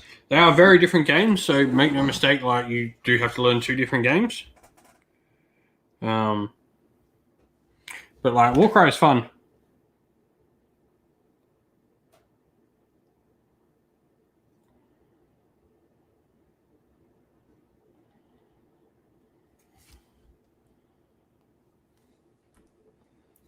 So yeah, as the channel gets, improved more and more, I'm able to do more and more, which is cool.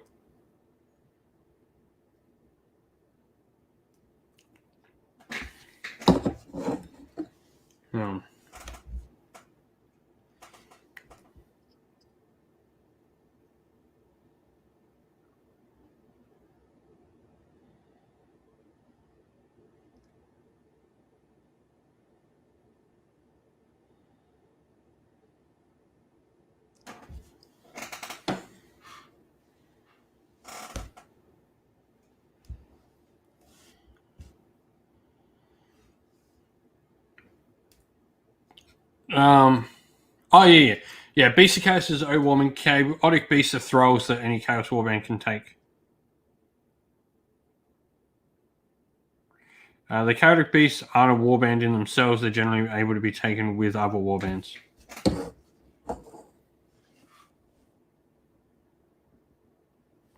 Skaven would be cool. Like, let's just Skaven Demons is a really cool thing. I did a whole wish listing series when we started like really picking up the channel last year. The videos aren't particularly high quality or anything, but they got some wish listing and some cool things that I've thought of. So there's that to go watch if you want something to do.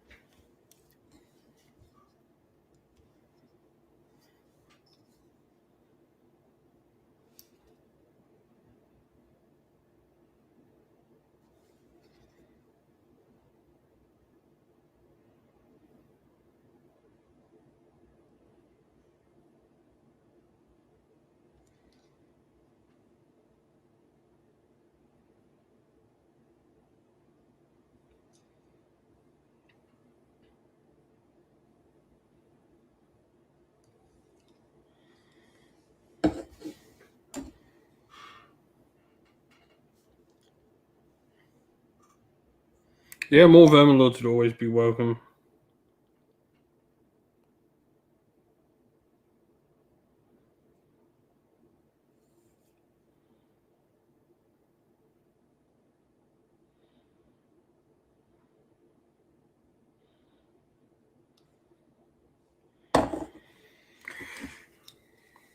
Just filling in my eyes now and painting my eyes for my Space Marines.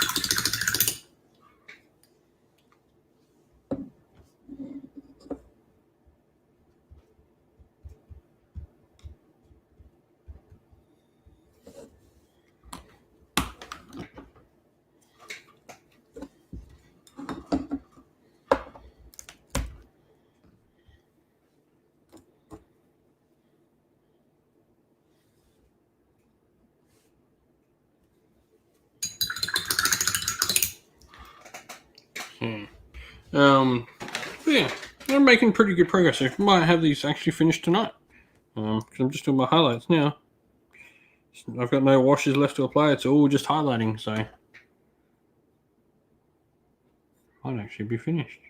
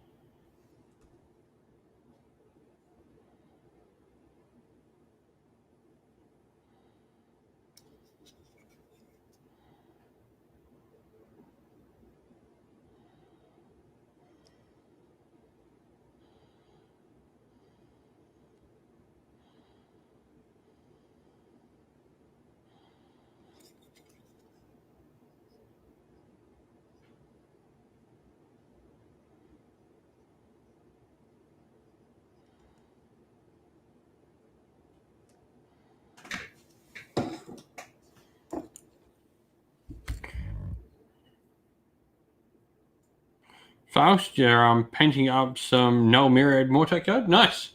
Null Myriad is sweet, man. Enslaver minis would be cool. Like, I don't know if we would ever see Enslavers as minis because, like, the premise of Enslavers is they take control. Like, I think maybe you could see them in like a sub game, but I don't think you'd ever see them as like a full 40k army.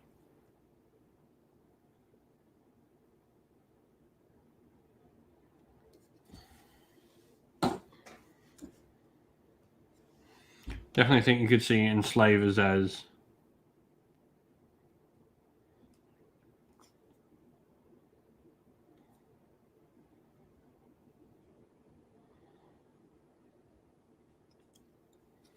I don't think you've got the I don't think they could be a full 40k army in their own right, just because of what they have to have and what they are by nature.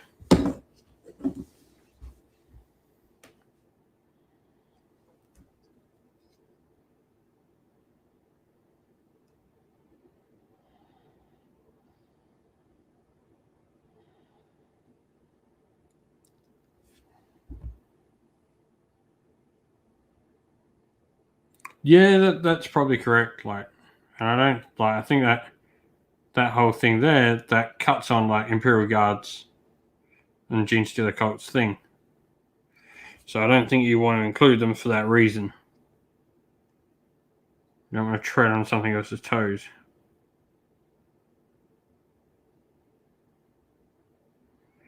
Definitely be something like maybe you see in like Necromunda.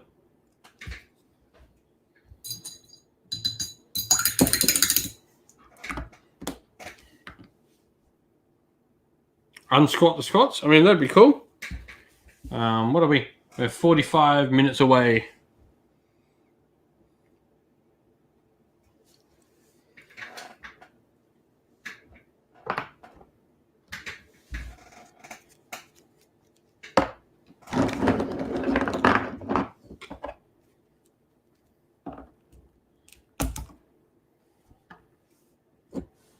Just make sure the others. Yeah, cool.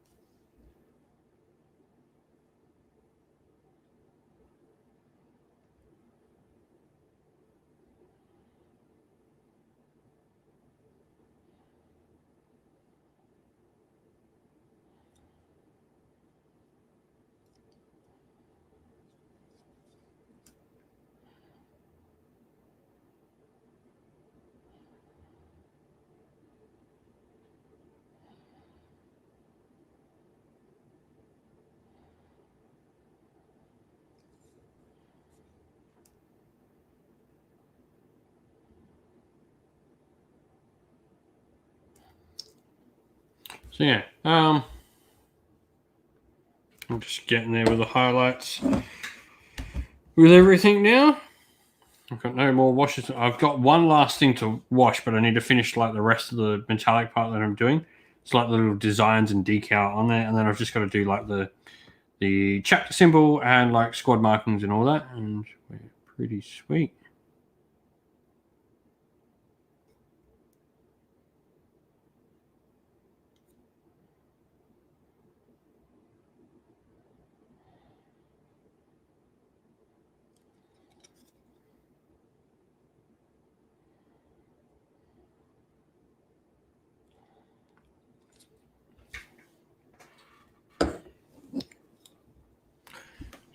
We're getting there with these Marines. First 5 done, and then we'll do the next 5 intercessors, and then we'll probably do a character, so I've got enough to like play games and learn to do stuff with them.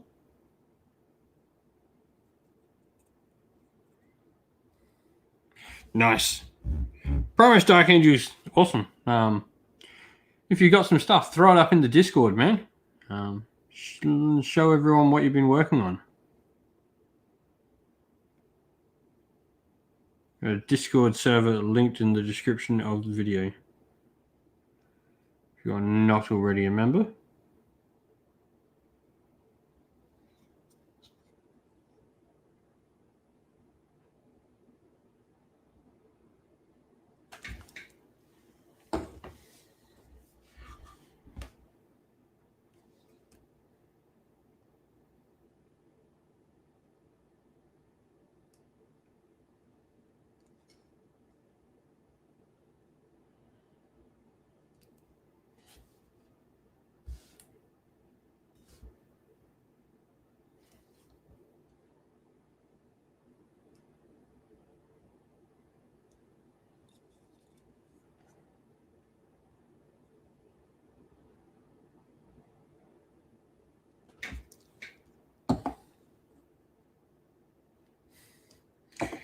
Yeah, that's why I'm happy I went with like the Emperor's Spears. These have been really fun to paint though, like the recess shading and then the highlighting. It took its time, but now that they're coming together, they look really nice. I'm really happy with how these Marines have turned out.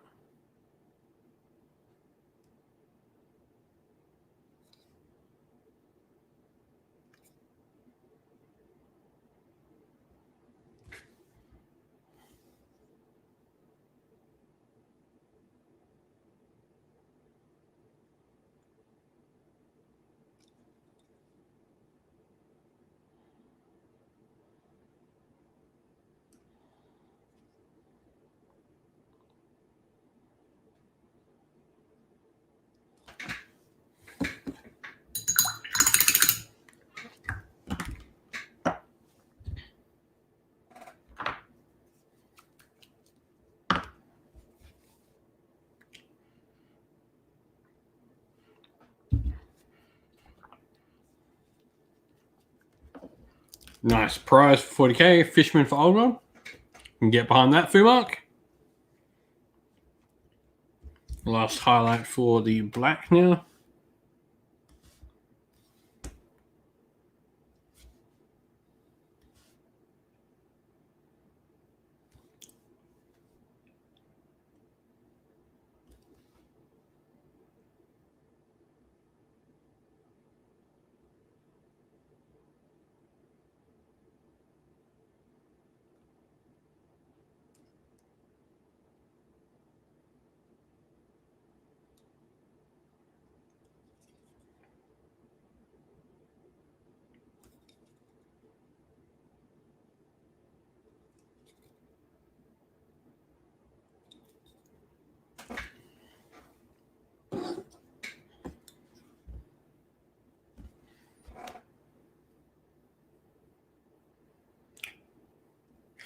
So I'm painting up the Emperor's Spears. So Aaron Densky Bowden's novel for the Emperor's Spears. They're what I'm working on.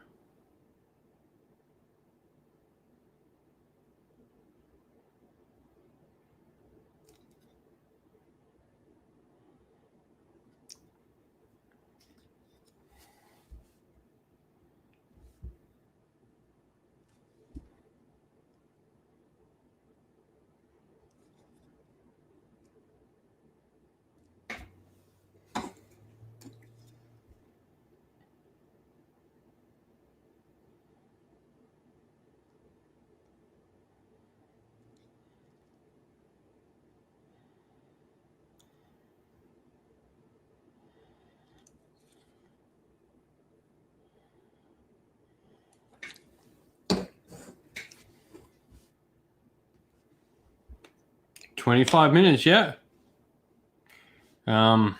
I look forward to seeing whatever we're going to see.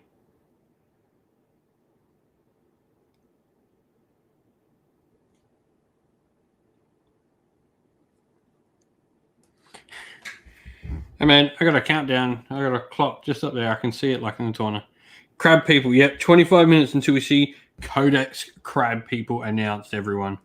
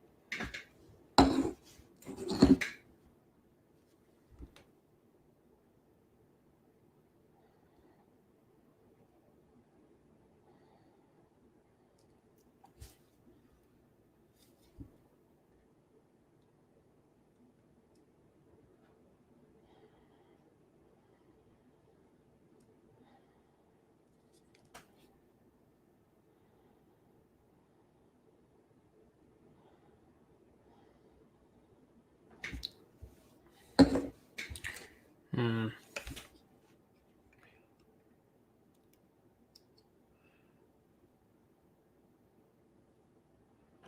we go? Sorry, guys, I've missed the chat a little bit, just focusing on my highlights. Yeah. Yeah, I'd love to see IDNF Deep Team branch out more.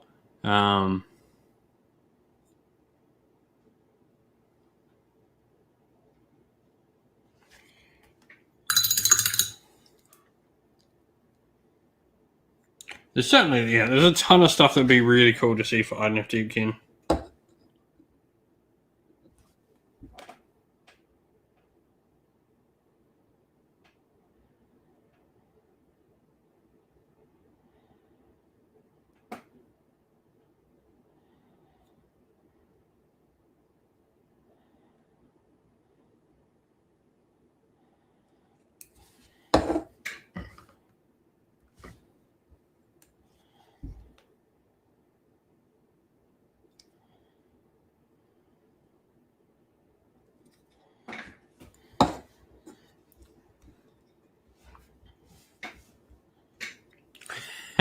Ricky, love it.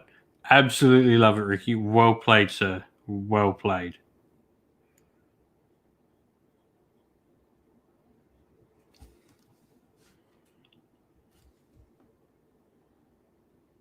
Like, Malarian would be a really cool thing to see. Like, see, Malarian's Dragon Elves.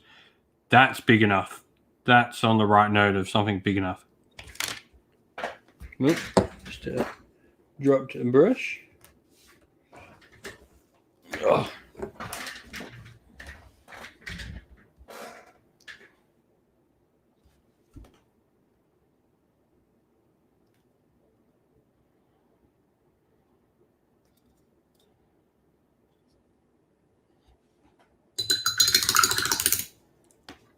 So did starter box from Malarian. It's sweet.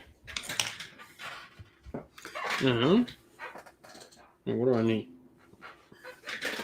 Shabby bone. I think I already had that out.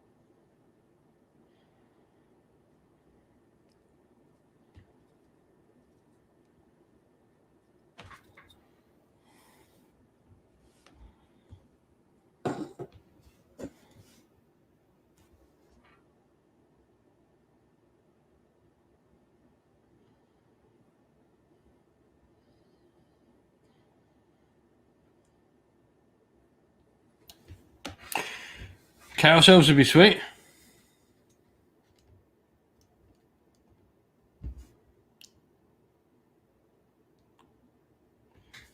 Yeah, like, I agree, Ricky. Like, I think we can wait on Malarian until we get, like, some more fleshed out.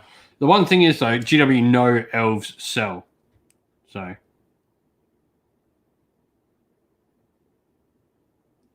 Saw someone commenting the other day, they're like, I've never seen so much hate towards elves. I'm like, I think it's just a loud minority with the hatred towards elves, in all honesty, because, like, the vast majority of people like elves. Elves are by far the more popular out of, like, dwarves and elves.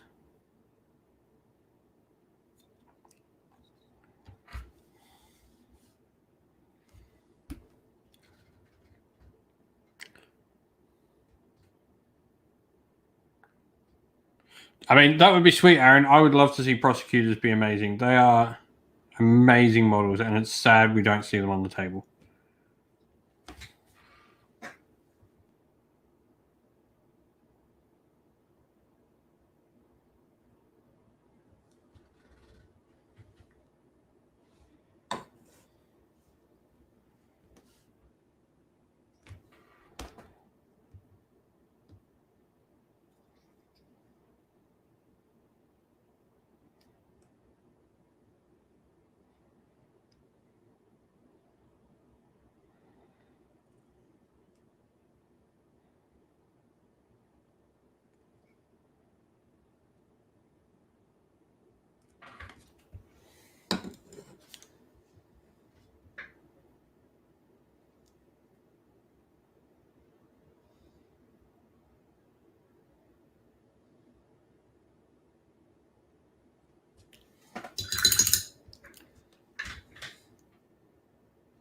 War of the Beard Part 2. I mean, there can never be too many elves. Sorry, I'm gonna disagree. There can always be more elves.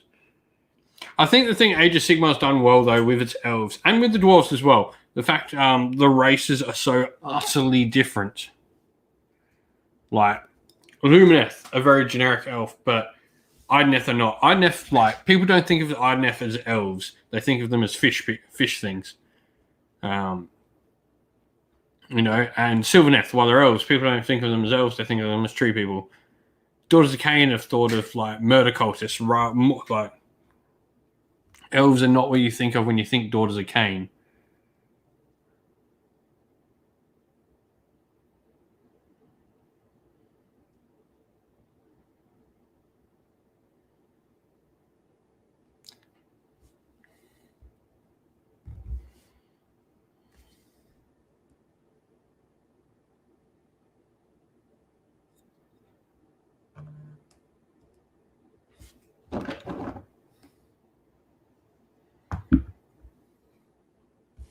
That's what I mean. Like, they've done a really good job. Oh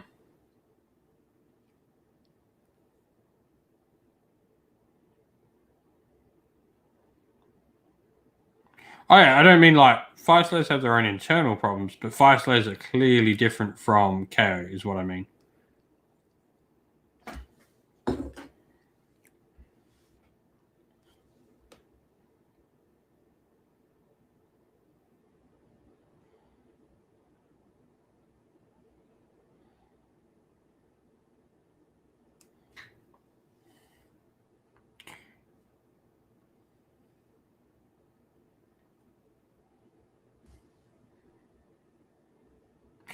Yeah, I think Jojo, if you hit it, I did a whole like wish listing video on Fire Slayers, like when the channel first started like really kicking off, Ricky, and like mini drafts are definitely the way. I think something bigger than a magma draft as well.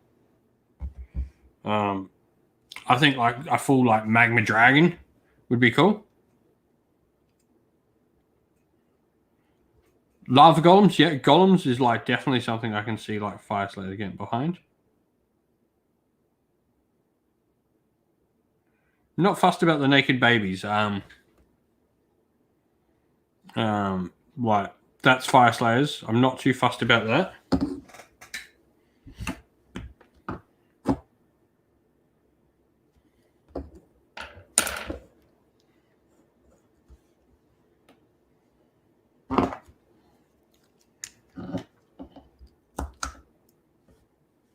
That would be, yeah, Ricky. I think you've hit on a good part for Fire Slayers there. I think, yeah, Fire Slayers more than anyone are the ones that need a new aesthetic add to them. So Dan, don't know if you can remember, but that was the Goblin Hewer from Fantasy Days. It was an old thing that the Slayer army used to be able to get.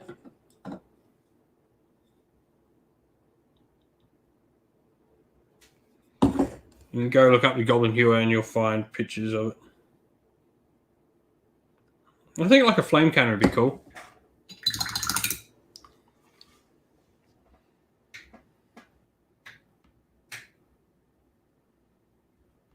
Cities will eventually, I reckon, just have its units rotated over to new stuff. Cities won't disappear, but we'll have like more Age of Sigmar looking aesthetic.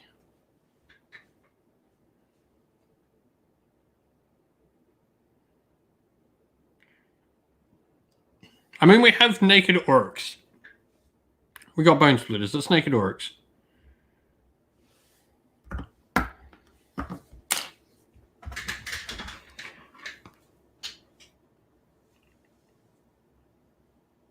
Oh, just a bit of a stretch.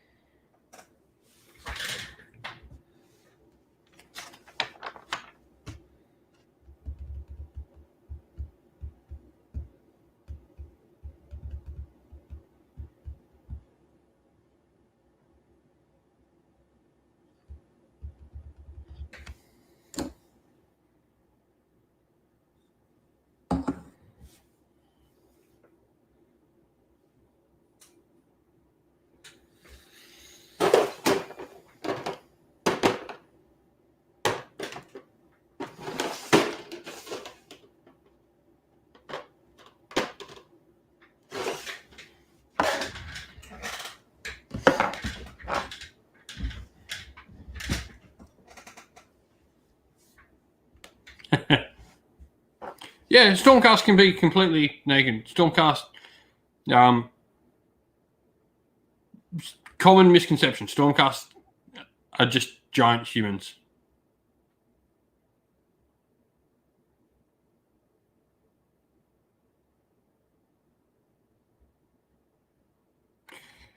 Yeah, like I have no doubt when Malarian comes along that some of the Dark Elf stuff from there is going to get ripped out, and I probably suspect Order Serpentis. I think will get ripped out and taken away. Or Darkening Covens, something like that. Fully expect that to be a thing. I think the stuff for me that's going to stay in cities are the ones that have the particular cities based on them now. So I see Scourge Privateers staying in cities. I see Wanderers staying in cities. I see Free Guild. I see Phoenix Temple. Lumineth Dindra, yeah, and that's what makes me think Phoenix Temple are going to stay, and Wanderers are going to stay in cities. The High Elves, though, Lumineth did when we got High Elves into cities. You got to remember how many High Elf models died that then got replaced by Lumineth variants.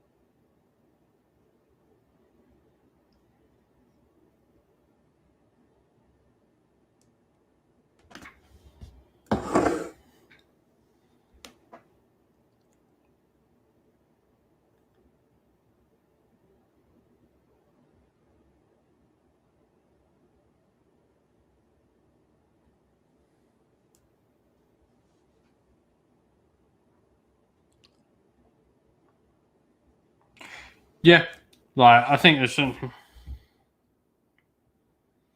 certain parts of cities I can see Free Guild getting replaced with generic.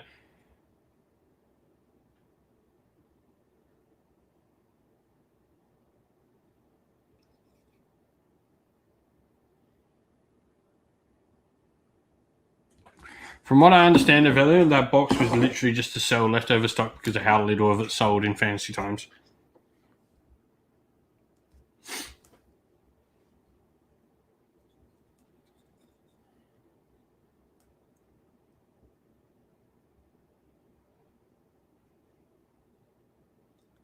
I think like Kurnothi, Kragnos, and Beastmen are a really interesting thing.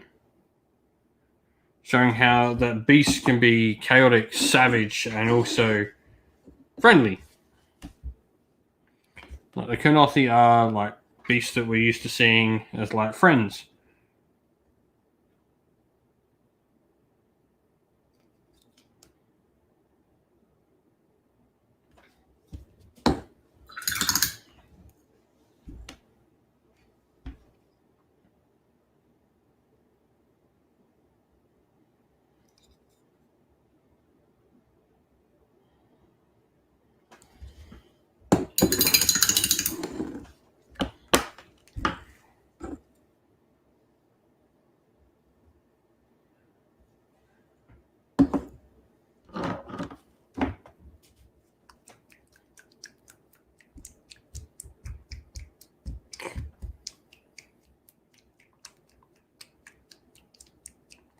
Yeah. If they were planning, like, if Cities was planned as the last thing, Ricky, it certainly isn't anymore. It's funny, we did a poll. Cities is the only army more popular. The Cities is the most popular army by a long shot now. However, it doesn't mean it's the most owned, but it is the most popular. Most people like Cities.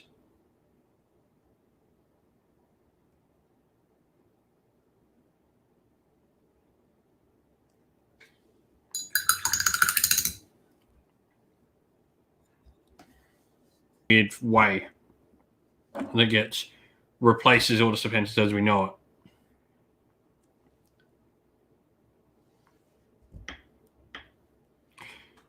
I mean, with battalions going away, like potentially, Ricky, like the rumor are battalions are going away. And if that's true, like Cities has 0 flaws because that is the only flaw in Cities is its battalions.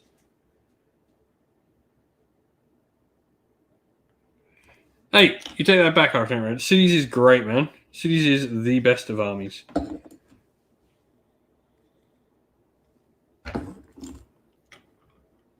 I ain't no boomer.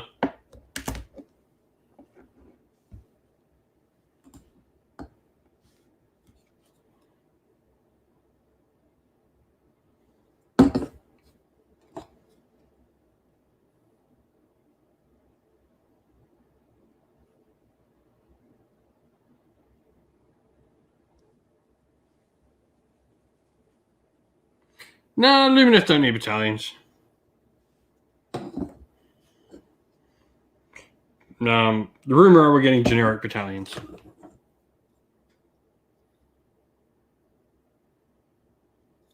All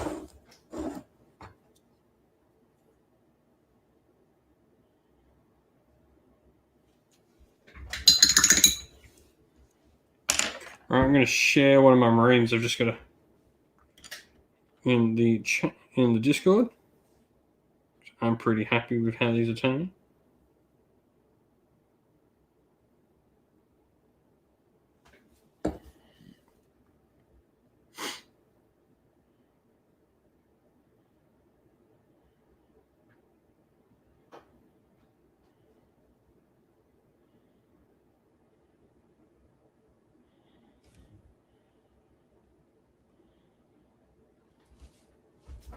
Yeah.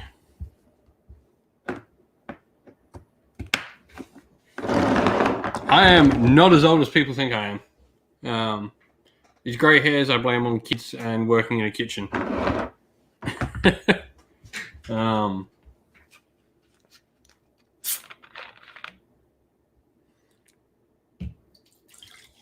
does that put me in? I'm 28. I make some of you feel old here. Battalions aren't disappearing, so apparently a lot of battalion stuff will be staying in narrative play.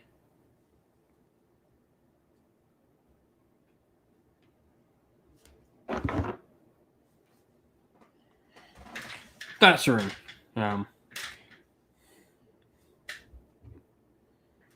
Who knows? We might find out very soon, Ricky. I prefer Y2J.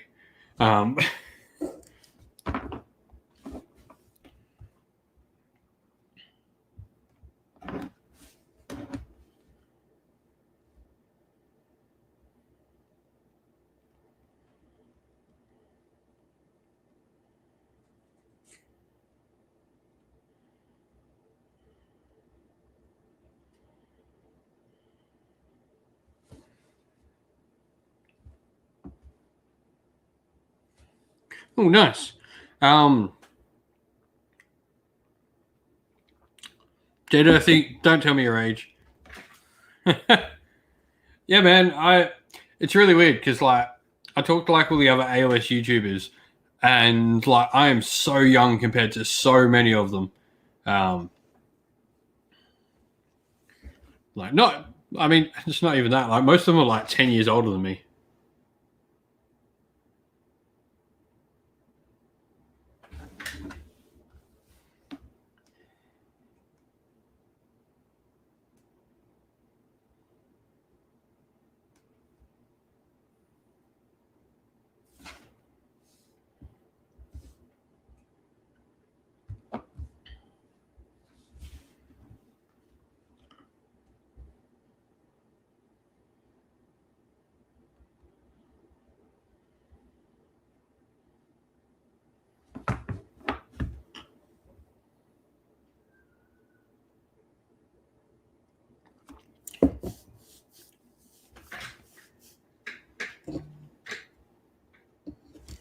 Oh, okay. So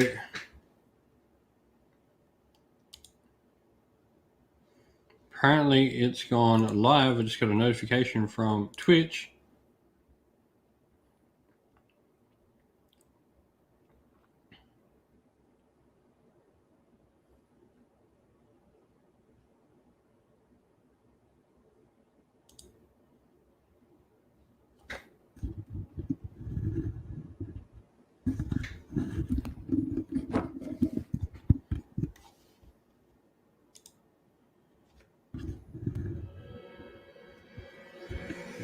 All right. So yeah, won't be on for a little bit yet, but we'll leave it up because this way we don't miss the start. Just let me know. We'll work out our sound now. How's that for sound, everyone? Too loud? I'm sorry if I've blown your ears out. How's that for sound? Can we hear it?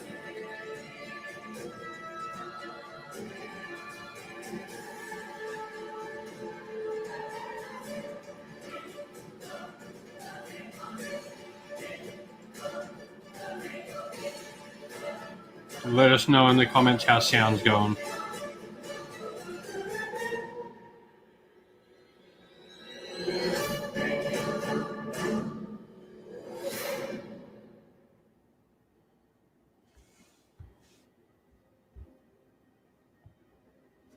Cool. All right, can turn it back down now, but cool. Good to know sound works.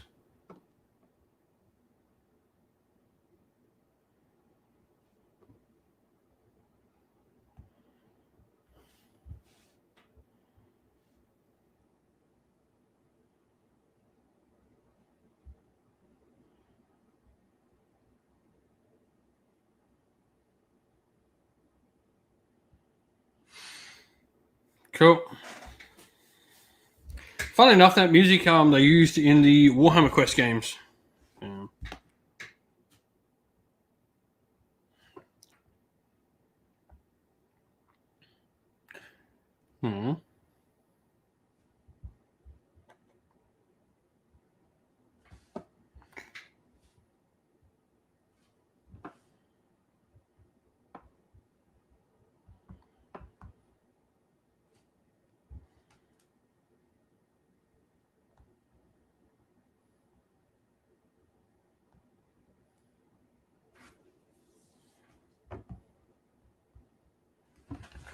I'm just going to check something. I'll see what the scheme it recommends. It doesn't have any painting tutorials in here.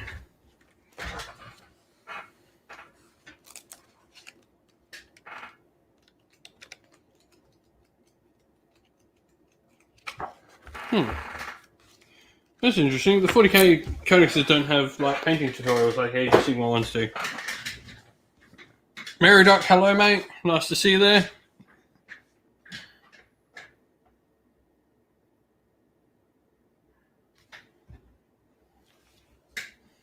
Look, my big thing with today is, so look at the banners we've seen here. We've seen the orcs. So you've got the 5 banners here at the top, right? We've seen the Orc one. We've seen the Sisters of Battle. We've seen the Blood Dragon Vampires. We've seen the Necromunda sign. What we haven't seen is that Sigma icon appear at all. That's my big hope for Age of Sigma 3. That Sigma icon has not appeared. And Guten Tag to everyone that's joining from Germany. I know there's a few of you in the chat. Guten Tag to you all. I know a few German words. I learned German for a couple of years in high school, so I picked up a little bit of it. Probably know enough.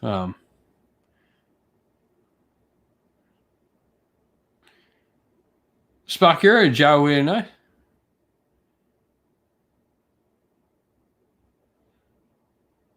Yeah, so the Warhammer TV icon was seen shown for the video game. It could, we could get 2 reveals today. We could get the video, so... but yeah, we did see that for,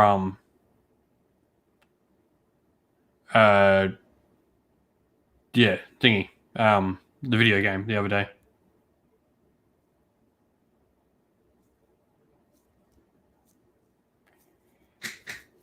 KO is fun to play. It has some interesting things. It can have feel bads. I would recommend, if you really want to get a good look at KO, my friends over at Aethercast, I would go give them a check.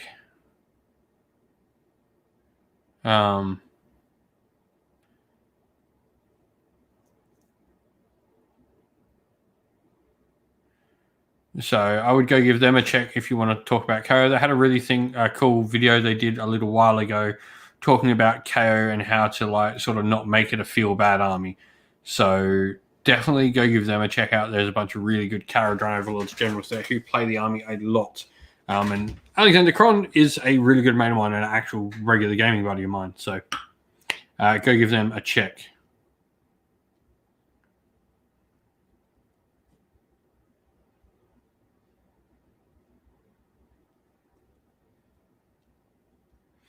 I don't enjoy KO playstyle at the moment. The models, though, are straight fire. I love KO models. In fact, just there's a 2,000 point, something 2,500 points at KO that you get painted up. So they'll be getting painted up sometime soon. KO are pretty OP at the moment. I wouldn't even call them... I wouldn't say they're glass cannons. The fact you can have triumphs on a 4-up, so you can have reroll saves on a 4-up unit. KO are really good. A really strong army. They're right up there with Lumineth and Seraphon and Zinch as one of the best armies in the game.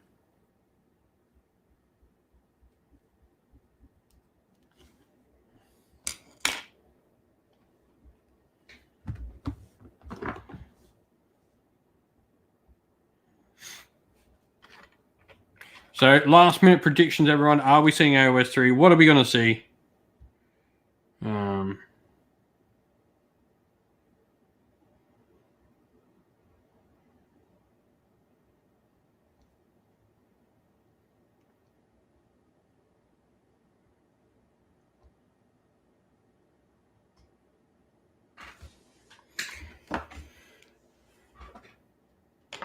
Flesh is what I want.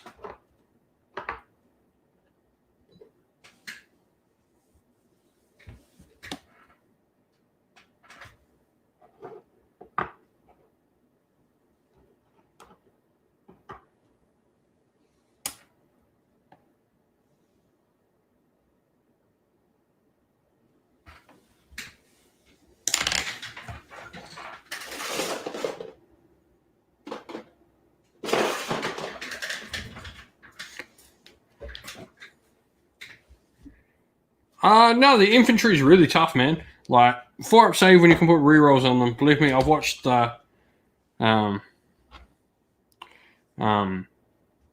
watched Caradron Overlords a unit of Arkanauts tank a ton of cities. Ricky, one day, man, one day. We know why they didn't give you the designer job, buddy, and that's because that's all you'd be trying to be like, yeah, we're going to design this Clockwork City army. We know what your first job in charge of like lead design. Yeah, make me a Clockwork City's army.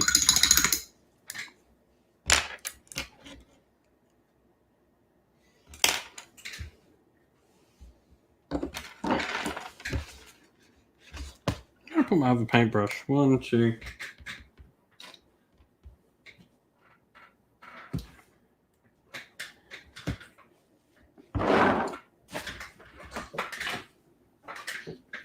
I dropped it again.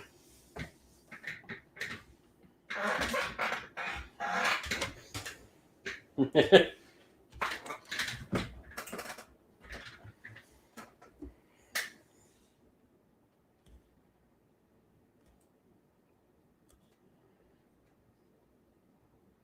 mean, as long as you gave me a Scourge Privateer book, I would be completely on your side of getting the job, Ricky. I will support you.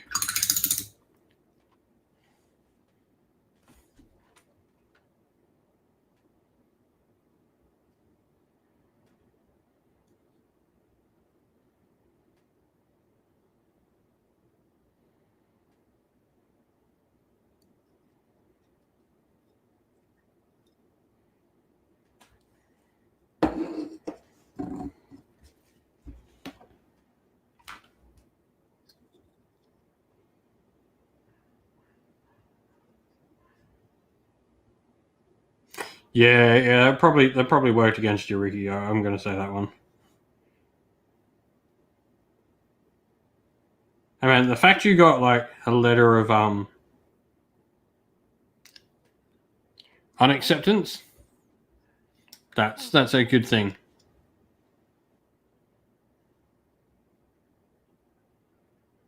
What are we? We're 3 minutes away from the stream. Sweet. I'll put my paints down in a second. We'll get watching together.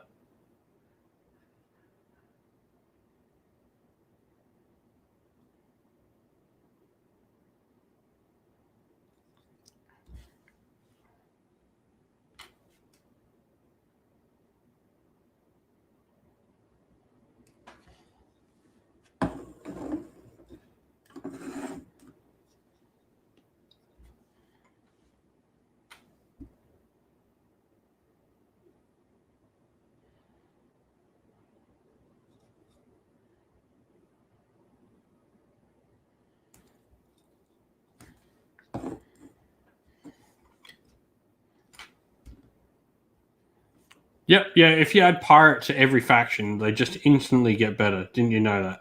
That is certainly how that works.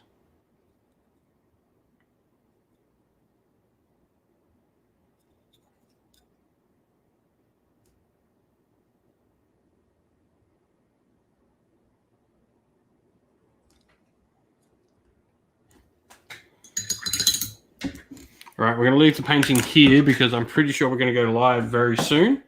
So we've got a couple of minutes. Yeah, thank you everyone for coming and watching along with us here. This should be a ton of fun.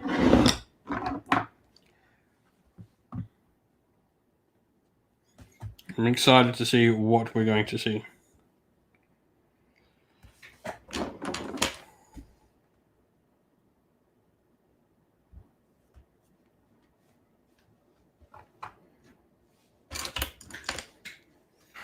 Yeah, Bob Umbreneff. That'd be awesome. Alrighty, so give me a sec. Full screen this. Get rid of that pesky chat. And we await a minute until showtime, everyone. What are we seeing? Last minute predictions. Now's your chance.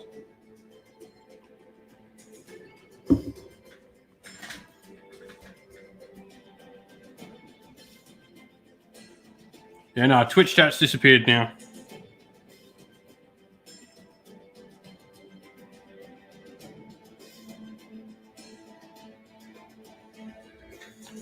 Like, I'm excited. We should have some cool stuff to see regardless. AOS 3 or not, it's going to be a good night. I think this is going to be something big and something interesting. AOS 3, Horus Heresy 2, Eisenhorn TV series, like whatever, Old World. This is going to be good.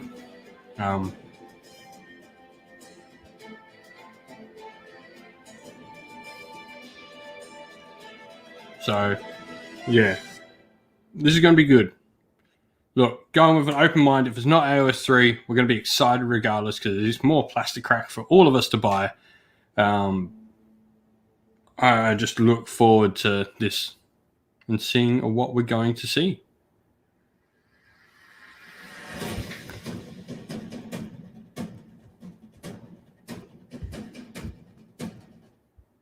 Here we are. They don't have any sound.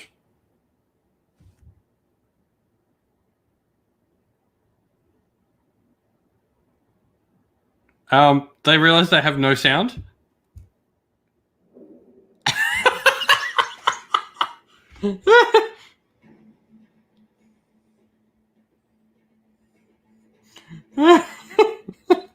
just came live and there's no sound.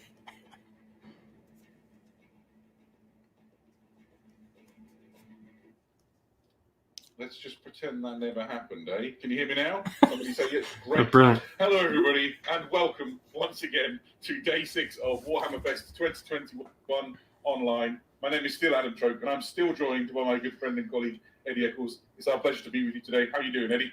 I'm not doing too bad. It's been a very fun week, Adam. We've seen 5 days of awesome Warhammer reveals. A lot of models getting people very excited. A lot of new books and expansions on the way.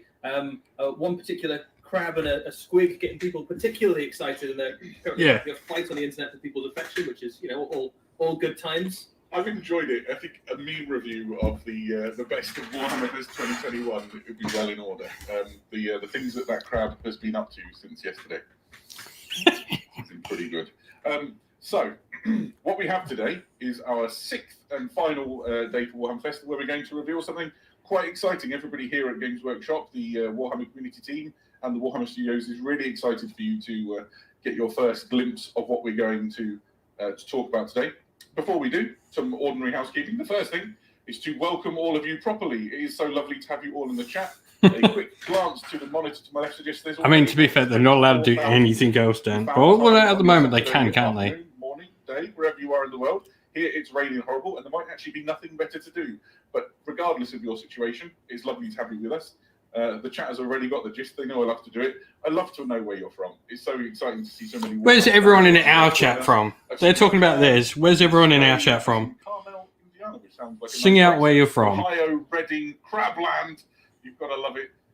It's always great to have people joining us from around the world as we sort of celebrate the things of Warhammer. Yeah, it's been really cool. And wherever you are tuning in from in the world as well, let us know what your favourite thing has been so far from Warhammer Fest 2. Yeah, I'd be really interested. Favourites. If there's something so far that we've covered in Warhammer Fest 2021 that has delighted you, what would it be? There's a few people starting to get excited. Some love for the vampires. Gaunt's Ghosts are getting some recognition as well. Eddie, what's your show stealer so far? I think so far it's going to be no surprise to anyone who knows me. I am particularly excited about the new orcs that are on their way.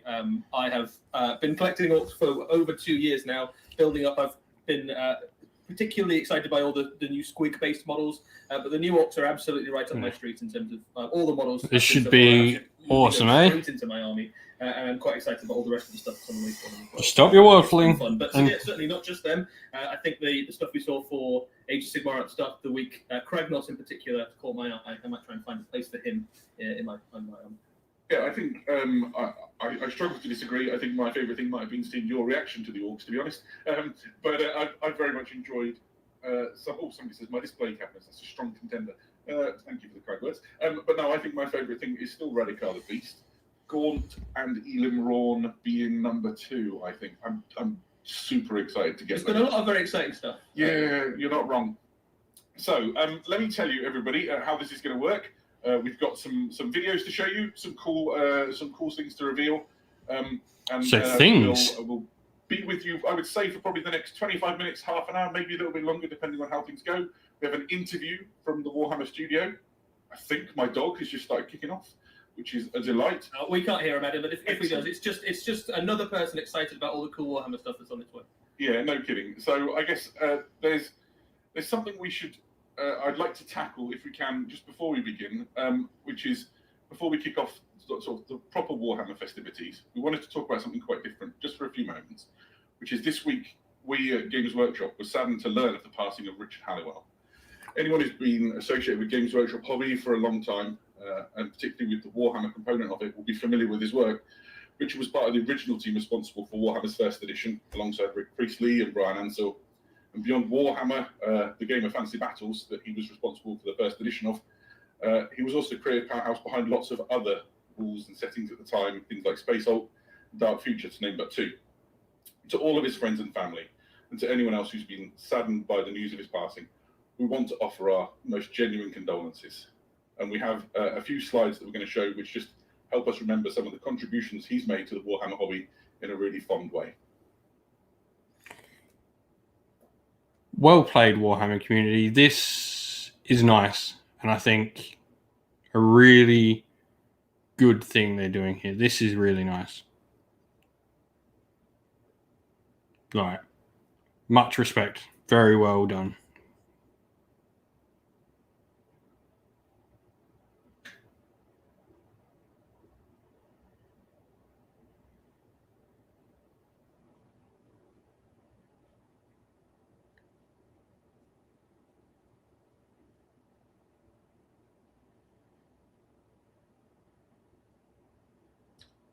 Do you want to pick it up? Yeah, cool. A great contribution to Warhammer, I think. Well done, Warhammer community. Those of you in the chat who've been sharing your thoughts. We've got one other piece of news to talk to you about before we dive into the reveals and announcements proper. Warhammer Fest is usually an event that we host in the UK, sometimes in Birmingham or in Coventry, somewhere central in the UK. And it's an opportunity for loads of people to get together and to get excited about Warhammer all together. We haven't been able to do that this year because of world events, but it has been absolutely wonderful to see all of you guys join us online and tune in for these preview shows. One of the things that we weren't able to do, though, as part of the preview shows and the online event here, is Golden Demon, which has been part of Warhammer Fest since its inception. So we've got a little bit of Golden Demon news for you before we dive into the rest of the event. And it is to say that Golden Demon will be returning in 2022, both to the UK and to America. And the next Golden Demon show will be hosted at Adepticon in near Chicago in March 2022. So if you're looking forward to the return of the world's premier Warhammer painting competition, you won't have too long to wait. And if you're thinking of competing, maybe start thinking about what models you want to be painting now. So exciting news for painters. One other piece of news, this has obviously been a fairly light year in the past year for events, but we are delighted to announce that Games Workshop events will be returning very soon. And one of the very cool headline things that's going to be happening is there is a Warhammer US road Probably a show few coming streaming to on the Twitch, US, I would say. to cities like Orlando, New Orleans, and Austin, which will be a great event, which will have Warhammer 40,000, Warhammer Age of Sigmar tournaments, and will culminate in a final in Los Angeles, which is very exciting. So a whole new season and suite of Warhammer events will be coming very soon. So keep an eye on the Warhammer community site for more news and details as we get it. Awesome. Right. So let us proceed to, I guess, the heart of the matter today. Raph, do you want to play a little something which will tell everybody what we're going to be talking about? What are we going to for see? The rest of this reveal show.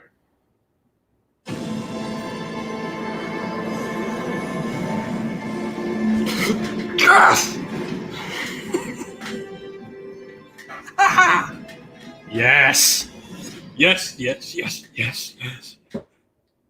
Thank you. There we have it.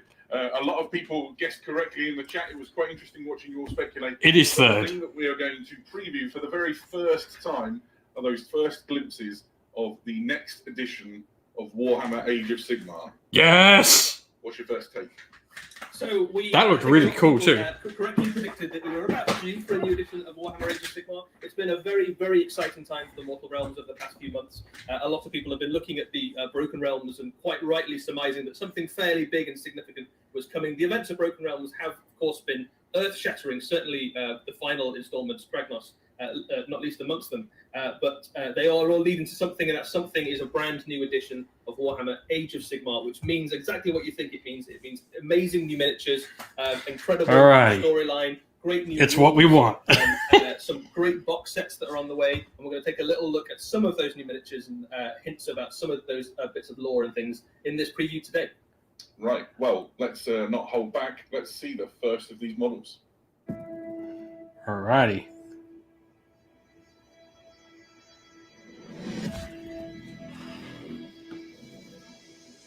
Oh. Oh, what is it? Is that? Oh! She's stunning.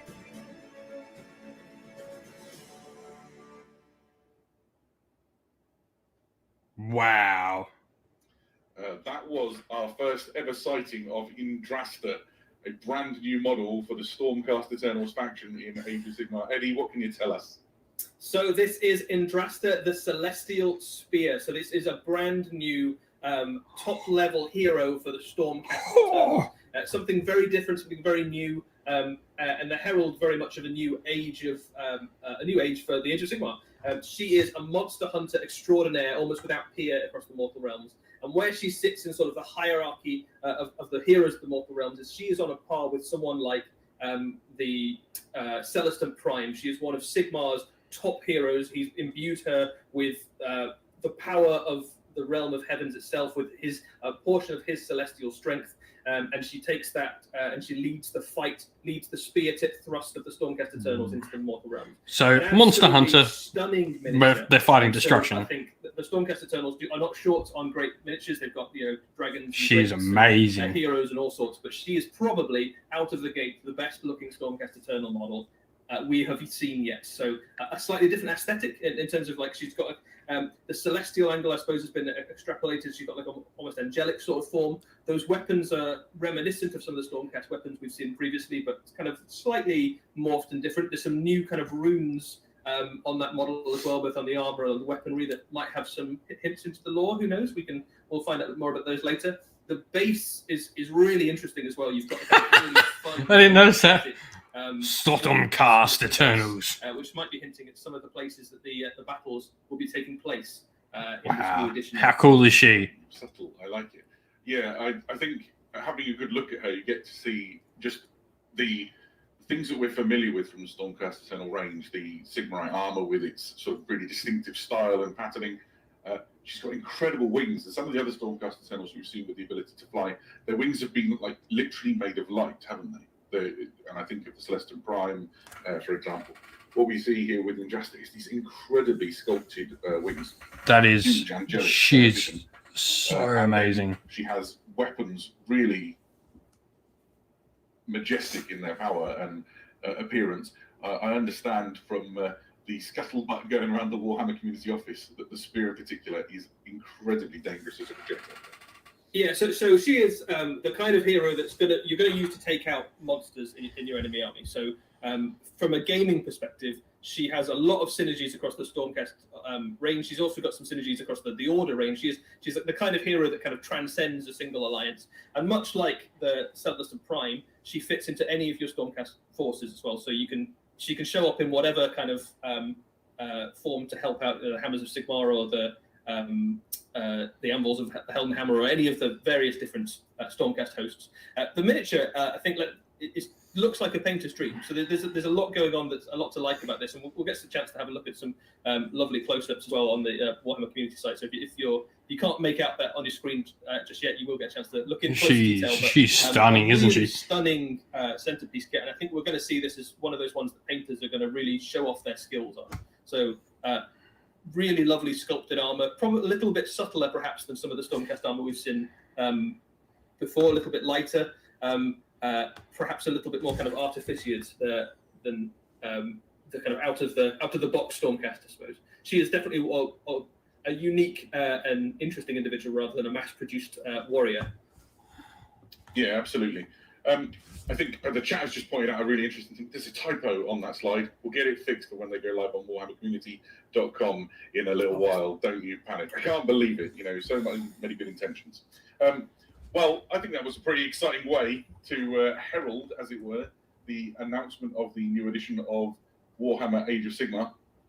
But she's not going to come alone, right? One being by himself. No matter how powerful a hero, the Mortal Realms are a vast and huge place, and she is only the spear tip of a brand new push for the Forces of Order into the Mortal Realms, and she is going to need some foot troops to back her up.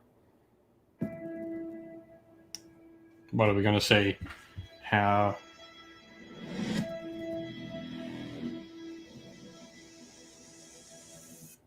So we're getting monster hunters, is what I think. Oh! Oh!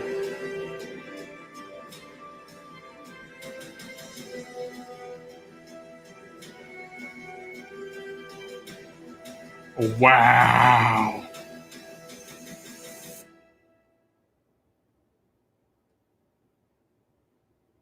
Eddie, you just said you were excited to talk about these guys. Hit it. Yeah, so this is a new type of Stormcast. This is a Vindictor Stormcast, and they are wearing Thunderstrike armor. So there's a few things to pull apart there. So I think first off, let's start with the armor and why these guys exist. So for those of you who are caught up on the events of Broken Realms, listen along. For those of you who maybe haven't read your latest edition of the Broken Realms and haven't got to the end of Be'lakor, please close your ears for 30 seconds or so. One of the things we know that happens in the events of Broken Realms is that Be'lakor has basically cast the shroud across all of the mortal realms, and the Stormcast Eternals that previously, upon death, used to zap up into the realm of heaven to be reforged. They now can't always do that. They can be caught in this swirling cloud of chaos, and basically they are losing the war of attrition against the forces of chaos because they cannot reforge anymore. So Sigmar, alongside this Smith god and the various different ways of reforging them, have made a new type of Stormcast armor. It's Thunderstrike armor, and effectively what happens is that when these warriors perish, rather than just bolting back, they have a much more solid connection to the realm of heavens, and they almost literally explode in a cascade of lightning that fires them back up and blasts through the clouds above the mortal realms and back into the realm of heaven, which almost always gets them back home safe, but not quite always. So it's not a 100% safe route back to the realm of heaven, but it's safer than it is for the other Stormcasts. It doesn't mean that you don't see any other Stormcasts. All the other Stormcasts are still out there, but they need to be very careful about how they commit them to the fight. These guys they can send into even the most chaotic of environments, and they can come out of it swinging. Yeah, I think what we're seeing is a very, very dangerous time in the Mortal Realms, even to be a Stormcast Eternal. And the Vindictors are part of the solution to that. The model itself, I mean, the chat was pretty impressed by that, I think it's fair to say, and I certainly am. It's that iconic image, isn't it? Large shield, awesome spear. You can imagine these fighting in phalanxes and sort of... This is cool. Like, how nice are these? Of all the foulness. I really like these. I think they're my favourite of all the various Stormcast infantry aesthetics. You've got your kind of basic liberators and the kind of mace and shield wielding versions. You've got the archers. But these guys have almost a kind of classic archetype about them. Absolutely, as you say, you can imagine phalanxes of them moving forward. You can imagine them like moving in perfect lockstep. They feel to me like a slightly more realistic armor, if that makes sense. So that kind of chainmail, I really like that inclusion in the miniature. They're slightly lighter, I suppose, almost, that the armor looks more, looks like it's still very heavy armor, but it's more kind of form-fitting. So you get the kind of sense of the warrior inside it a little more, perhaps. And the shield is really cool as well. Like the Stormcast Eternal shields up to this point mostly had anvils or hammers on them, but there's this really nice stylized image of the Sigmar's face on the front of it there that looks like it would be lending itself really well to a painter's brush. One of the things that's always been nice about Stormcast army is this: they just paint up really well, which I'm sure you can attest to. Well, yes, my Hallowed Knights army was good enough to feature back in the days Warhammer Visions, and that's mostly, I'm afraid to say, a testament to the quality of the models rather than the quality of my painting ability. Yeah, some sweet minis. Examples of how you're going to be able female to Stormcast sculpts, really nice. Storm hosts. Also, like the Sigmar sort of dreadlock head. poster boys, I suppose it's fair to say. They're on the posters. Well, quite right. But they look incredible in some of these other colour schemes. the Celestial Vindicator really looks fantastic to me. Yeah, I really like the Knight Excelsior there in this kind of red white armor. One of these can't quite make out maybe on that resolution, but maybe you can if your television's really nice. They've got a sort of battle chips across the armor. So one of the things you're starting to see more and more with the Stormcast is obviously they get broken and reforged and like sent down to battle, and their armor kind of gets battered through all of the wars and things. So I think you're starting to see some of that creep into the paint schemes and things for these guys. So they're looking really good. But I think every one of those color schemes looks great. I think the classic gold is how sweet do these look? Paint, but you've also got some really nice alternatives there. I think the Celestial Vindicator, as you say, looks brilliant because everything looks great in turquoise. But Penguinosaurus Rex in the chat called out a thing I really wanted to say, which is the pose of the bareheaded Stormcast in the white armor. It really encapsulates. It's fantastic, and it encapsulates that image of the phalanx that I want to recreate. The idea of a locked shields, Stormcast Sentinel Force sort of pushing outwards is just so cool. Right, I guess it's fair to say we're pretty hyped about these guys.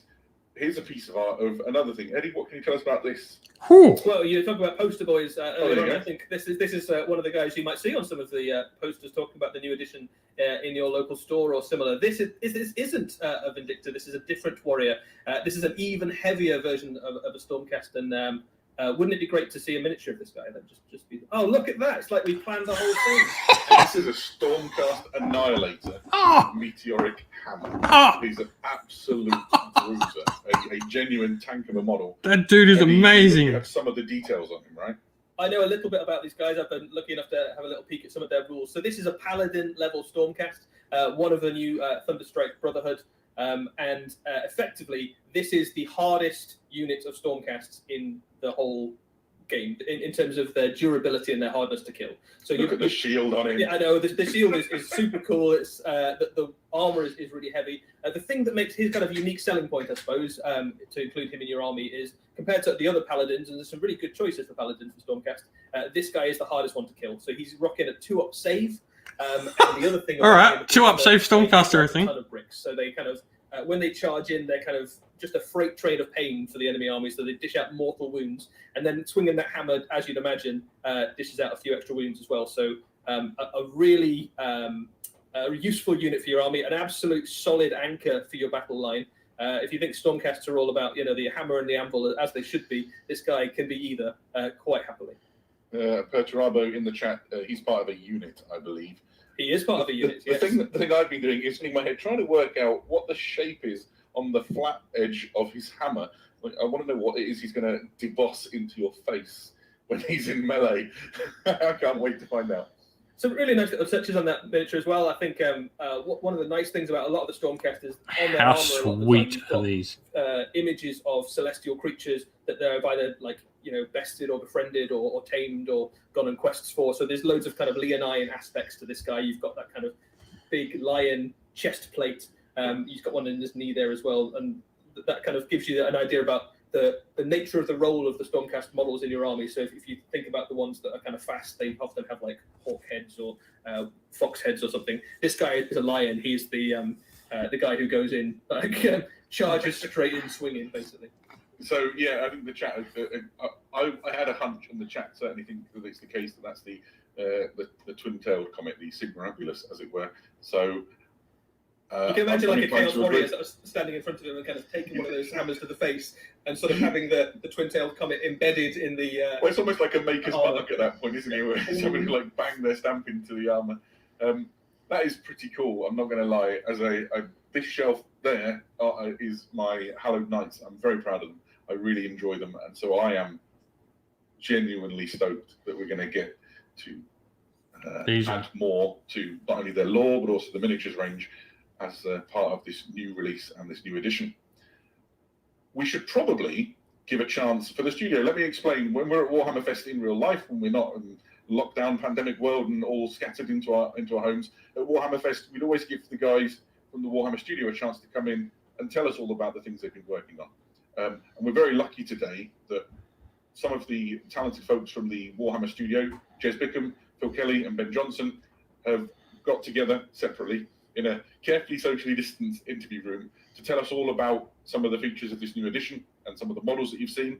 And How really couldn't great ask for are these models, three though? more passionate, committed, and knowledgeable people in the entirety of the Warhammer milieu. So let's give them a few minutes to give you the lowdown.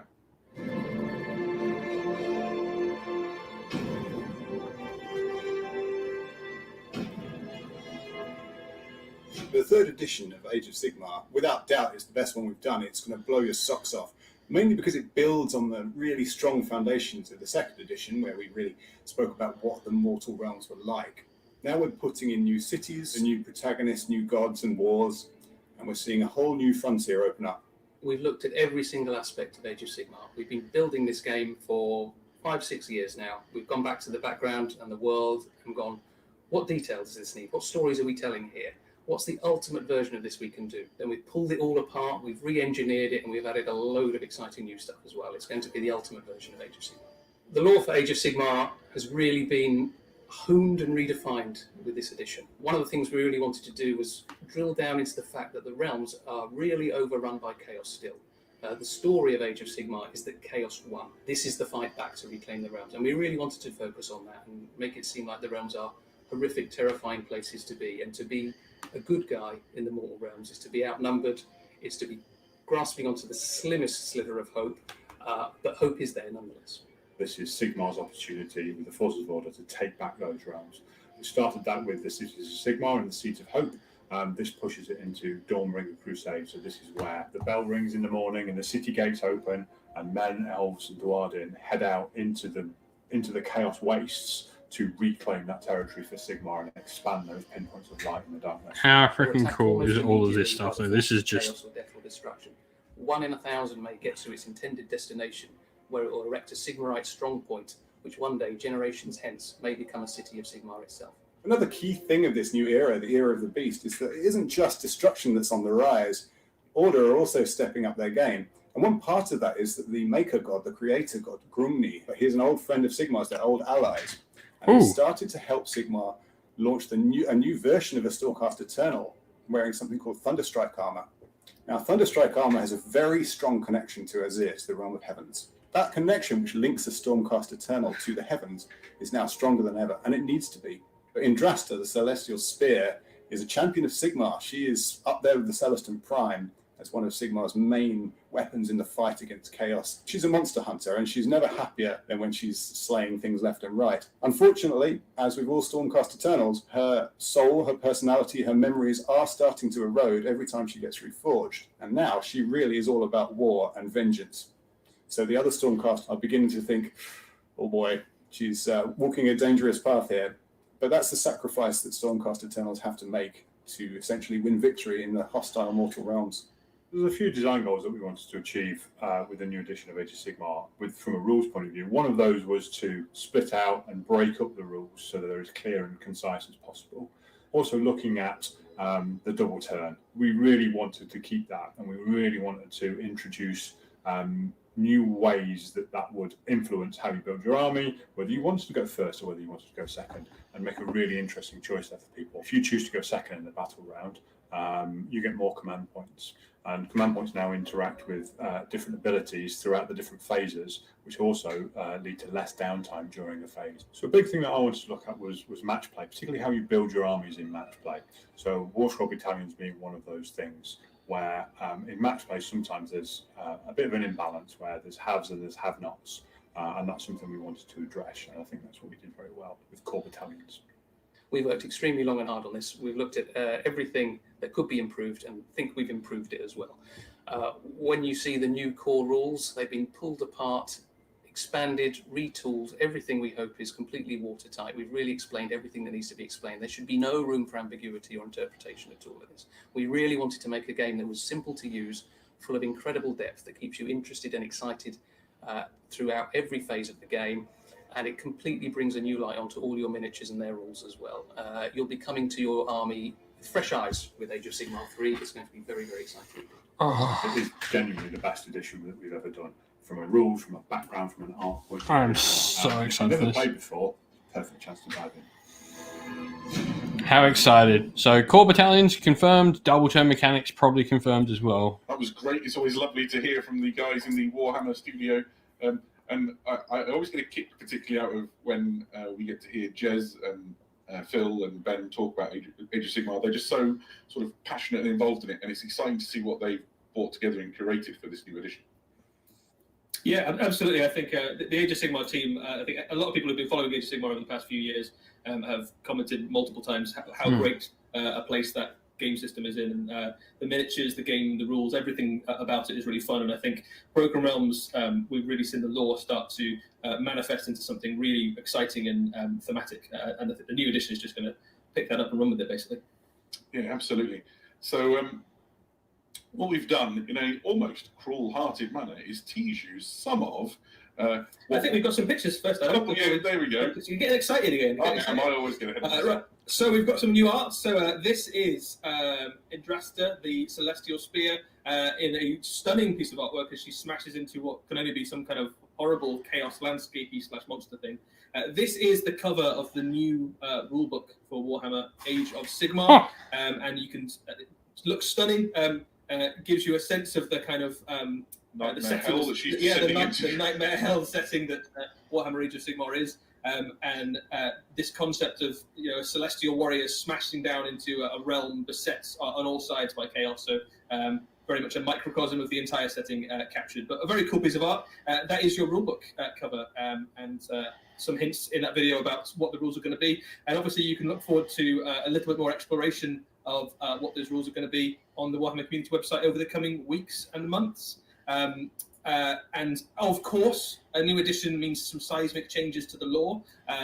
So we rifled through the new book and tried to find a picture that represented what looked like seismic changes. And this was the one that we found. So this is, we're not entirely sure what's going on here actually, but some kind of celestial / chaos earth-shattering event of some sort. But well, I think it's clear for everyone that the events that are going to be depicted in the new edition are the culmination of what we're seeing take place through the Broken Realms series, and there are some truly realm-shattering events taking place. Gods are awakening murder and destruction on an epic scale. I'm quite excited to see where the dice land, as it were, as we welcome in the new edition. My favourite thing Excelsior stands! Yay! Pre-show as we were talking about what to cover off. This is a map of, I believe, the realm of beasts. Yes. So this is Gur, which is the realm of beasts.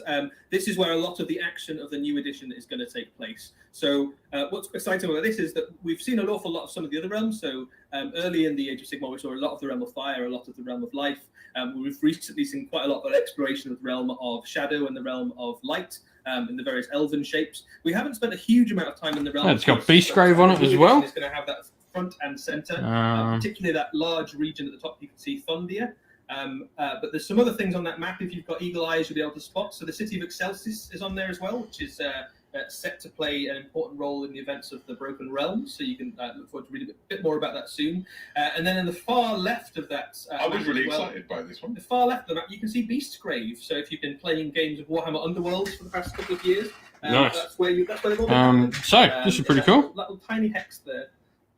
But it's really nice to see the worlds of Warhammer Age of Sigmar come together. And I think that the Age of Sigmar team has done a wonderful job over the past probably 3 or 4 years, really, of really making them feel like a sense of place. And also that the events in some of those really big narratives feel like they really matter. So, like, when cities fell in the Broken Realms, people are like, wow, that's a really big deal. Like, a whole city has just fallen, or, gods have risen, monsters have fallen.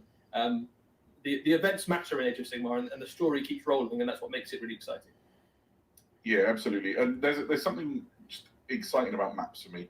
I've always liked maps in books and fantasy novels and throughout Warhammer's history and so on. And if you start to look at it and wonder what stories you could tell with you and your friends' armies and stuff, because you look, wouldn't it be cool to fight there? I like there's land spurs joining them. There's areas that look like monsters' jaws. It's fantastic. So now I think I can go on to the thing I was going to say before you got up and said the things that we just said, which is, of course, that we have somewhat teased you. There's no surprise, perhaps, that some of the things that you've seen here will make up the contents of a boxed set when the new edition of Warhammer Age of Sigmar drops. And we have a bit of a clue as to what the adversaries can be. But we're going to leave you with that. So what remains for now is for us to tie up what has been for myself and hopefully for Eddie and Raph and our moderators and everybody here at Warhammer Community who's contributed, a really fun way to spend a week getting excited about Warhammer with all of you. Warhammer Fest It's isn't cool, just but exciting for all of you, the come on, fans show that us get to more. Come and join in, 20,000 people, however many it is, that turn up to a venue in the middle of England, and we all get excited for a day or 2 days. It's a chance for the Warhammer Studio to meet people and for us to have conversations with all of you who love this hobby that we work on and we're excited about face to face. And I feel like this has been the next best thing. So I really do want to thank everybody who's turned up and been excited in the chat. Whatever even if you were disappointed because you didn't get the exact flavour of Warhammer you wanted, it's been lovely to have you with us. I know the Warhammer Studio poured their heart and soul into everything that we've shown you, and it's been just great to have the privilege to show it off on their behalf. I want to thank all of you from me, from Eddie Eccles, from Raph behind the camera, who's made sure that everything works smoothly, from our moderator team, who've kept everything going so smoothly, from the entire Warhammer community and Warhammer Studio teams, and from everybody else here at Games Workshop for joining us and having a great hobby experience over these 6 days. And I really hope we can do it again. We will be back in less than a month with more previews. There are, I believe, 2 more previews coming in the month of May. Is that right? That may well be the case, Adam, yes. Sweet. So there we go. There's loads more. We are fully on the road to Warhammer Age of Sigmar 3rd edition, and I can't wait to share that journey with all of you. It's what I It's been a thought, like. delight. Thank you wherever you are, and we'll leave you with this little teaser of a thing to come. All right. So we're going to get a tease at what we're getting. I really like the music. 3 brave soldiers went to the bog. 1 disappeared right into the fog. 2 brave soldiers went to the mire. 1 disappeared from around the fire. 1 brave soldier went to the fen. None of the soldiers were heard of again.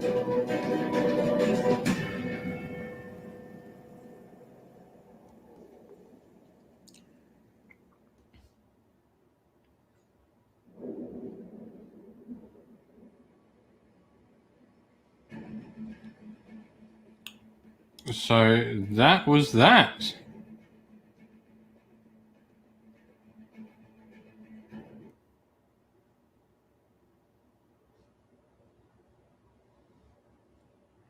All right, well, we'll jump over to the Warhammer community, and we'll have a look at this and see if they've posted anything extra up, and then we'll probably check out after that.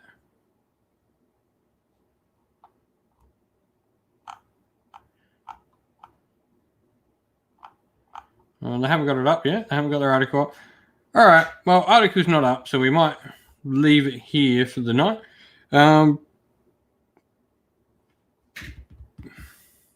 Yeah, bog beasts.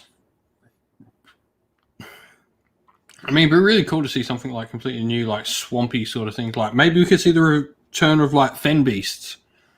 For those from old Warhammer Fantasy, that'd be really cool. So thank you all, though. I must say thank you everyone for coming and joining us for multiple times along Warhammer Fest. This has been a ton of fun. Just chatting. We'll be back tomorrow night with our regular hobby hangout on a Sunday. And you can expect to see some more regular content coming out from the channel very soon. Thank you all to everyone who supports the channel via Patreon and YouTube members. Help support the channel and allows us to do more stuff on the channel like this. Means a ton. You can find links to Patreon and YouTube members in the description of the video. Lastly, though, everyone, thank you all once again for coming and joining and having a ton of fun with us. This has been great. Join our Discord server to come chat more with me and other members of our little community that we've got going there. You can do so. Once again, that's in the description of the video as well. But for me, stay safe, everyone. Stay well. And most of all, keep fighting that war against the grey. Ciao for now.